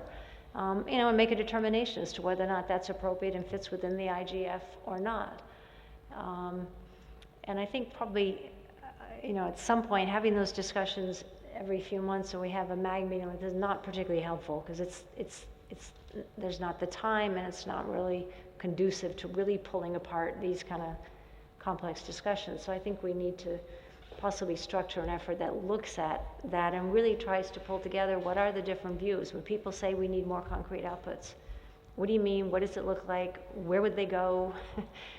Where would you see them coming from within the IGF ecosystem, and really try and nail that down. So maybe that's a substantive piece of work that maybe a working group or an ad hoc working group goes forward with. With respect to the comment on the Paris call, because I don't know yet what difference it'll make to the work we have ongoing, or what difference it will make to the German IGF. I think we need to wait and see who comes in and whether or not they've come in because of all the hard work Germany's doing in terms of bringing them in, or whether or not President Macron's comments and Secretary General's comments have kind of stirred interest. The Eurodig, I think, will be taking quite a careful look, if I understand correctly, and maybe Sandra can comment on it if she's still here. And as to whether or not what we should do with the Paris call. I think that my paraphrase of that would be, a lot of people said the document was pretty good, most of it. There was very little people would argue with. A lot of people didn't like the process in terms of the way it came about, and I think there was also a kind of tone with, if you all don't do something, we will. So those are the things I heard, but when you looked at kind of what was in the document, I think there was a willingness to engage on the document, and what does that mean? What can we all do better? And there's some effort happening through the Christchurch activities as well, which could potentially build on that, and we can look at how do we tackle some of these really difficult issues, social, technical, and policy, and how do we do that in the framework of kind of this evolving governance system. But I don't know whether or not, maybe that's a question for the governments here in the room, whether or not they're feeling that there's greater engagement and greater interest in their home governments, in their capitals given that the Paris IGF. I will go to Ben Wallace and see if there's anybody else who wants to come in on this. Ben, you have the floor. Thank you, Lynn. And I know this is more an opportunity for non-MAG members, but the floor seemed empty and you were encouraging comments, and you asked a few specific questions that I thought I'd respond to. On the Paris call, as we're talking about the Paris call, I think this is owned by the French government, and the French government has been thinking about how to take it forward and consulting with signatories and looking at whether there are certain organizations which might be able to drive forward certain parts. And of course, from the IGF's perspective, the Best Practice Forum on Cybersecurity, which I co-facilitate, is looking at the Paris call along with other agreements and initiatives this year. So I was going to add that on the Paris call. With regards to the various discussions in the working group on multi-year MWP, multi-year working group program, and one of the discussions that you talked about was the extent to which more or different types of outputs are needed, and as you've said just now, for some the existing outputs are enough, and for others they aren't. I wanted to recall a suggestion that I think was made by Sylvia and possibly has been made by others in the past, but that was mentioned by a few people back at our April meeting, that it could be quite helpful to, whether it's through a survey or some research, to kind of collect stories and examples of different kinds of consequences and outputs that have resulted from bringing people together at the IGF. A lot of us have come from the Internet and Jurisdiction Network meeting this week, and I understand that had some roots in the IGF, and you could see that as an output of the IGF, and that's been incredibly successful, provided some really stimulating discussions on really complicated Internet governance issues. So this was just to bring up this idea: is it possible to gather the experiences, whether through a survey or research, and put them together as an example of what else, in addition to those written outputs that you talked about by the BPFs and the DCs and the chair's messages, what else has accrued thanks to the existence of the IGF? And I appreciate resources need to be found to do that, and I and others had talked about whether it was possible to find some money in the budget for someone who could look at marketing and communications and kind of gathering and sorting the various outputs of the IGF. And I know that's a challenge. And I also talked this morning at the donors meeting and asked about the possibility of whether it's possible to second people to the Secretariat to do that kind of task, to do a specific project. And Armin Plun said that he'd look into that, and then there's no kind of obstacles in terms of UN rules, and it would just have to be transparently done and open to anyone, and it would have to be for a clear, defined project rather than a general secondment. But I just thought I'd resurface some of those discussions that we had back at the April MAG meeting, given that you were seeking comments and the queue is a little empty. Thanks. Yeah, I think those are very good comments, Ben, and I think just working backwards, in fact, we did have a secondment process up a couple of years ago for consultants for the BPF, so I think that's, as was stated again this morning, completely possible, and we should do that. The other comment you made about collecting kind of stories or facts or contributions that we think we could say as an output, I actually don't think that needs to be resource intensive in terms of the collecting bit. I think if we can put up, a web form that encourages people to, and we ask the NRIs whenever they meet, or any of us, BPFs and working groups, if we're capturing ideas as, that came from that people just, maybe start every meeting with that question, close every meeting with that question, and capture them. And then those that are really substantive or are worth fleshing out a little bit, which would then require some additional resource we can build on. But I think that's, almost just a little campaign we can just run in the background for everything we're doing and begin collecting them. So I leaned over to Changatai and said, we need to do this. So maybe we'll get a web form up and some kind of little campaign going or something that will really get people to document that. I know I have my own little list of things that I've heard where they made, and Marcus has his, and but putting that one place where we could all learn from it and access it would be great. Wolfgang, you have the floor.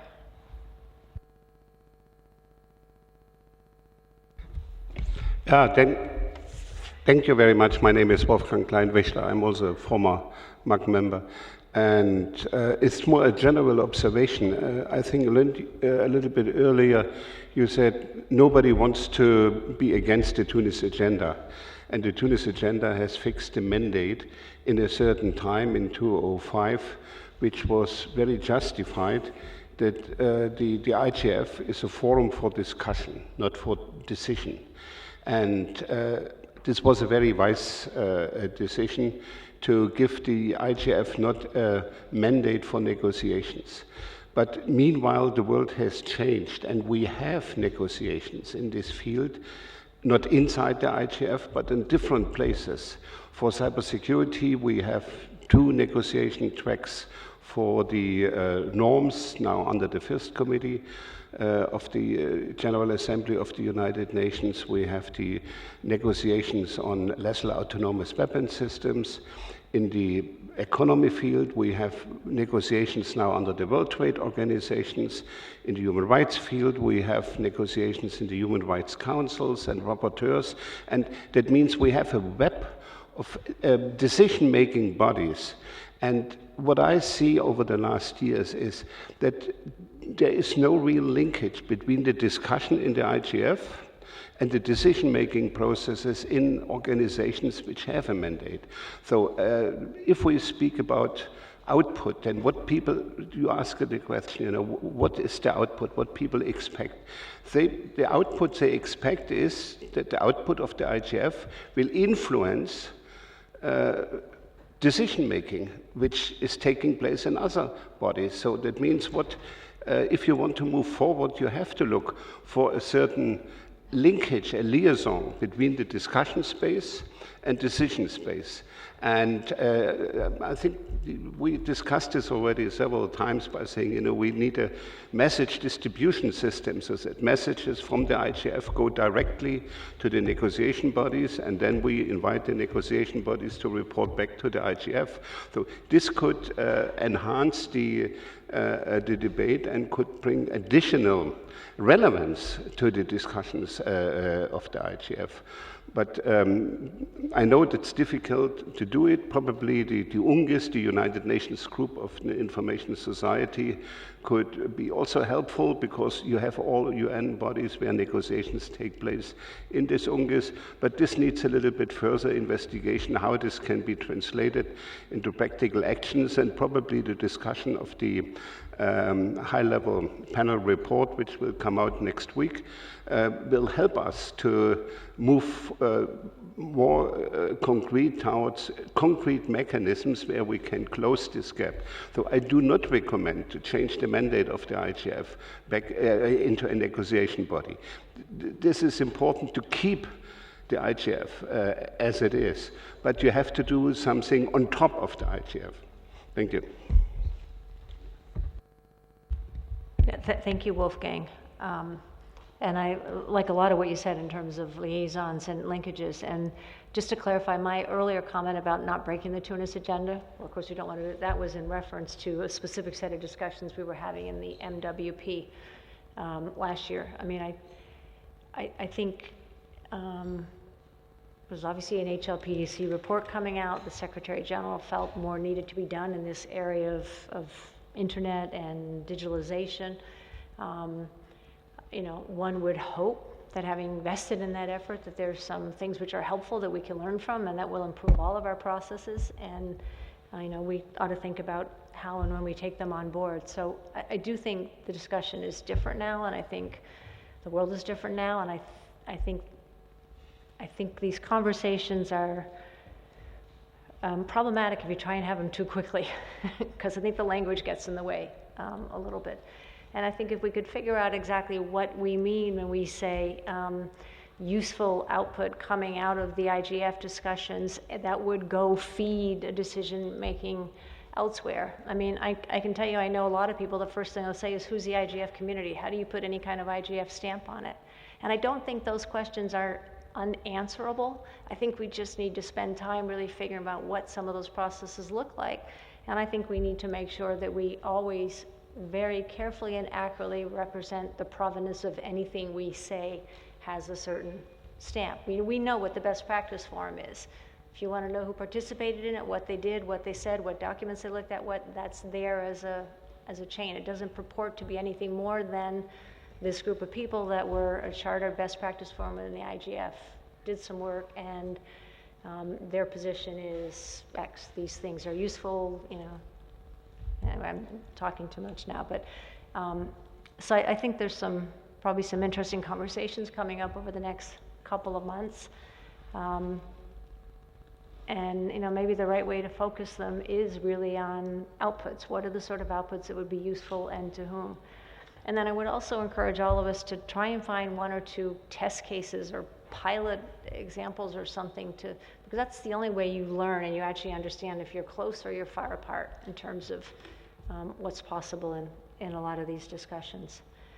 So I now have Lori in the queue, Sylvia, and then Henriette. Lori, you have the floor. Thank you. My name's Lori Schulman. I'm from the International Trademark Association, and I want to thank the Secretariat and the government of Germany for having this open session today and for being smart to have the overlap with the Internet and Jurisdiction Conference. I think it made it easy for a lot of us to travel here and to participate in both fora. So Dankeschön. Vielen Dank. I have some thoughts to lead on to what Wolfgang and Ben said about practicalities and outputs, because I do believe that word output can be extremely confusing. Is it a piece of proposed legislation? Is it a piece of proposed public-private partnership? What is it? And I don't necessarily think that is even the job of the IGF to necessarily say what it is, but I think what may be helpful in terms of output would be some sort of filtering done after the IGF report. Because I would call myself involved in the sense that my organization does participate as an attendee, and we have drafted proposals and done lightning sessions in the past. We have not delved into a lot of the intersessional policy work. Part of that's a resource issue, and quite frankly, part of that has been some difficulty on my end, translating work of the IGF into something that would be relevant for my members, which are mostly corporate members. We have a diversity of members within the corporate sector, but they're generally corporate. That being said, the thought, it might make it easier at the end when the reports are issued. There's a lot of data, a lot of documentation, a lot of conversation. Perhaps by having sort of a second step where results are filtered in particular ways, ones that may say, oh, here are 3 proposed frameworks that came out. Here's where you can find them. Or here's 3 proposed potential legislative responses to an issue. Here's where they are. So in other words, create some sort of indexing or directory or something so that when more than a engaged MAC member, when a casual or less engaged member wants to find the data can be found, either by subject, either country, if there's something country specific or text specific, or if it's a category. I think you could split up the work and catalog the work in many different ways. And what I found particularly helpful is there is a perception, I would say, in my sector, in the private sector, that IGF is really civil society. And I would argue we're all civil society, whether you're corporate or nonprofit or academic. We are all part of civil society. And perhaps thinking about either workshops or intercessional work, and I would at this point volunteer to be part of any of that work, to think about how do we translate what we've done in the last X 10 years to something that is very, a little more pragmatic from a private sector perspective as well. I think that academics and NGOs probably understand the work of the MAG and the IGF a little bit better than perhaps the corporate sector. And I think doing some of that translation and cataloging and sorting could be very helpful, because I will add that I think, yes, I think the role of the MAG is to have ideas bubble up, to have a safe space to have discussions. And that by having that safe space, then we can take that work, and for those who care to influence governmental action, perhaps that's used one way, or perhaps someone is very interested in creating a public-private partnership, or in the case of IP and jurisdiction, I learned that today too, that apparently this project got off the ground by some casual conversations 5 years, 6 years ago. And, you know, gathering in that information, cataloging it, and allowing people to find it and relate to it at a higher level rather than at a granular level, I think would be extremely helpful. Thank you. Those are very interesting comments and really rich in information. I'm going to go to Sylvia and Henriette, and then we'll go to a break. So it's not to not respond more fully to your comments, Laurie, but just to make sure we get the other comments in. So Sylvia, you have the floor. Thank you, Lynn. Silvia Cadena, Technical Community. Just the ideas that was just presented by my colleague across the table, that I'm sorry, I missed your name. But your ideas is pretty much what I just mentioned before about a project, right? Is that with a secondment, like Ben mentioned, and some additional efforts to actually be able to build a tool or something that actually helps to monitor all of that, have a blog where all of this information can be incorporated and curated. Those are really concrete efforts to document the influence of all of these processes, to allow people to have a voice to tell their story about how much the IGF has helped them or not in their advancement of regulatory processes in each one of their countries, change things internally in their organizations. Things that are as simple as, starting with research about how many times the word multi-stakeholder is mentioned in scholar papers around, and try to figure out how many of those actually quote or cite sessions at the IGF. Things like that are actually tools that can help you track influence, that are not necessarily that someone will come forward and say, here, dear IGF, thank you very much for everything you have done to me. Here's the piece of legislation that we have produced thanks to, right? It would be great that people will come forward this way, but as a lot of these processes are designed through different inputs from different spaces and different communities, it's kind of hard to say that it was only because of the IGF that specific process happened, right? But there are tools and there are options where we can use machine learning, artificial intelligence to try to figure out what it is that all that body of knowledge for all this decade and more of work can actually tell us. But that is a project, right? That is something that could have a beginning and an end, that has a concrete outcome to develop, a concrete budget to allocate, and it's something very difficult to justify just as an intercessional work with a little bit of support here and there. It is a massive exercise. And I don't want to say, let's don't do it. I want to encourage us to say, yes, please, let's do this. Things that are, if that's the type of outcomes that people are in need of, if that is what it is, if that is the difference that will allow this space to be strong and help us to continue in this journey, we need to consider alternative ways of doing this, because probably the way we are looking for funding to do this is not really working. So maybe that is something that we need to consider. One thing that we have been doing in the work that the IPNIC Foundation is doing around internet governance and capacity building and around that is that as part of the proposals that we are negotiating at the moment with several donors, we have included contributions to the IGF Trust Fund, We have no idea if those contributions will actually come, if the donors will accept that, if that will actually happen.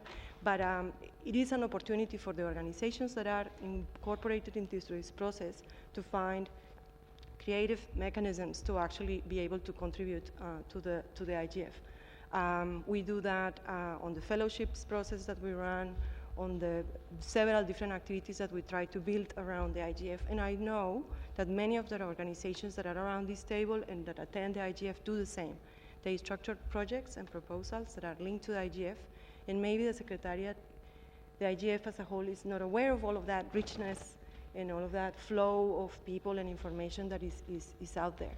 And I feel at times that it's like a cat kind of chasing its tail, that we want to do something different, but we don't have the money to do it, so let's not do it. And again, and I just don't know how to say this. And what do we need to do to try to consider different ways of doing things so that this really valuable space in a moment in history where dialogue and openness is disappearing from the arena, right? Where democracy is shrinking, so that we keep that space and we value it and we nurture it the way it should be. Thank you. Thank you, Sylvia. The very good comments as well. We have Henriette in the queue, and then Nigel, and then we will draw a line under this section and go to a brief coffee break. Henriette, you have the floor. Thank you. Sorry, Michael. Fortunately, Michael and I are friends, so he doesn't mind, I hope. Just to build on it again, Henriette Esterhuizen, Association for Progressive Communications. On Laurie and Sylvia's comment and Wolfgang's, this is actually, I think this role of the IGF is very much in the Tunis agenda. I don't think we need to break the Tunis agenda. I think we can use the Tunis agenda, and this is the interinstitutional dialogue. And I think, as Wolfgang has said, there are so many things happening at the moment. There's this explosion of self-regulation from private sector companies, co-regulation, initiative between government and companies. As Ben said, many of us have been at Internet and jurisdiction. There's also national regulation.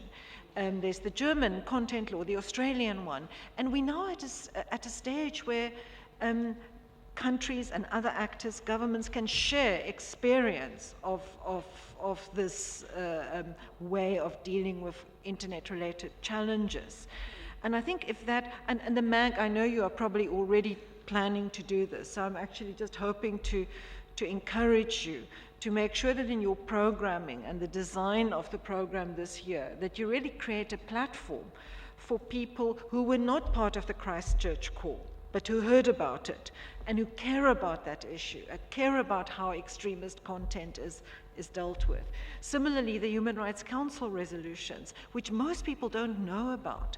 The themes, we have the themes: data governance, inclusion, and resilience. Maybe it can be structured along those. But I really think, just remember that for most people who care about internet policy, there is no other place other than the IGF, which is the one-stop shop. It's the one place where you can come to. And I think, as Laurie said, in that sense, I think we are kind of, I wouldn't say we are all civil society, but yes, I think we all are concerned and interested. And so really use that opportunity to generate demand for what the IGF can deliver, which is being informed, learning, and then debating the pros and cons of all these initiatives, and give a platform to those institutions, those governments, and those negotiation fora that Wolfgang was talking about. Thank you, Henriette.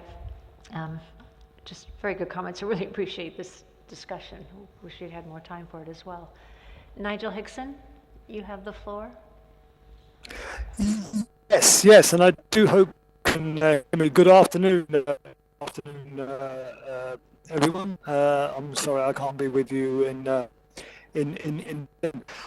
I'm listening to the discussion this afternoon, and the last quarter now I think has been absolutely excellent. And I think it's excellent in two ways. One, because we should absolutely be discussing this because of the work that the MAG working group has done, and I think I think there was an excellent explanation by us on what took place there. But secondly, because of the environment that we're in, that Wolfgang and Henriette and others have spoken, and Laurie much more eloquently, and Sylvia much more eloquently than I can speak about. But we are really in a critical phase, and I think we're in a critical phase, but we also have a critical opportunity, and that opportunity might be put in front of us in terms of the UN high-level report and the ability to respond to that and perhaps say something positive about the governance arrangements we would like for the future, for this multi-stakeholder future. And here I think it's absolutely clear from what Henriette and others have said that the IGF is the only multi-stakeholder, bottom-up global body. We have to discuss these things. And this comes back to us time and time again. You get bodies come together, stakeholders come together and sign up to declarations, whether it's the Paris call, whether it's the Christchurch call, whether it's G7 or G20. And this is excellent. This work goes on, and the thought process of dealing with these complex problems is eloquently sort of reiterated. But there is no global consensus on this. Around the table, we do not have global stakeholders, which we do at the IGF, and that puts us in a unique position. And I don't need to go over the methodology that would work or not work, but clearly what Wolfgang has outlined now for a number of years must be a way forward on this, to have some sort of way that things can be debated through intersessional and through sessional activities to come to some sort of output focus. So that's all I say. Apologies for waffling along. Thank you very much, Nigel. Really appreciate everybody's comments here, and it feels like we've sort of just opened up the conversation. So I think one of the things we need to think about is how do we actually continue this. I'll just leave that as an open question. I would like to ask us to take a very short 15-minute break and come back at 4:30 local time. Really ask people to do that because we are behind schedule by a half hour. So I think what we'll do when we come back in, if people are okay, is I would move directly to the updates from the national and regional IGF initiatives, and then move to briefing some other related or relevant initiatives or organizations. And if we have time, we come to the BPFs today, and if not, we come to those tomorrow. So seeing heads nodding yes, that's okay. So let's go forward with that as a proposal. I think there's probably coffee outside and downstairs again where it was before. I would suspect snacks as well. So 15 minutes.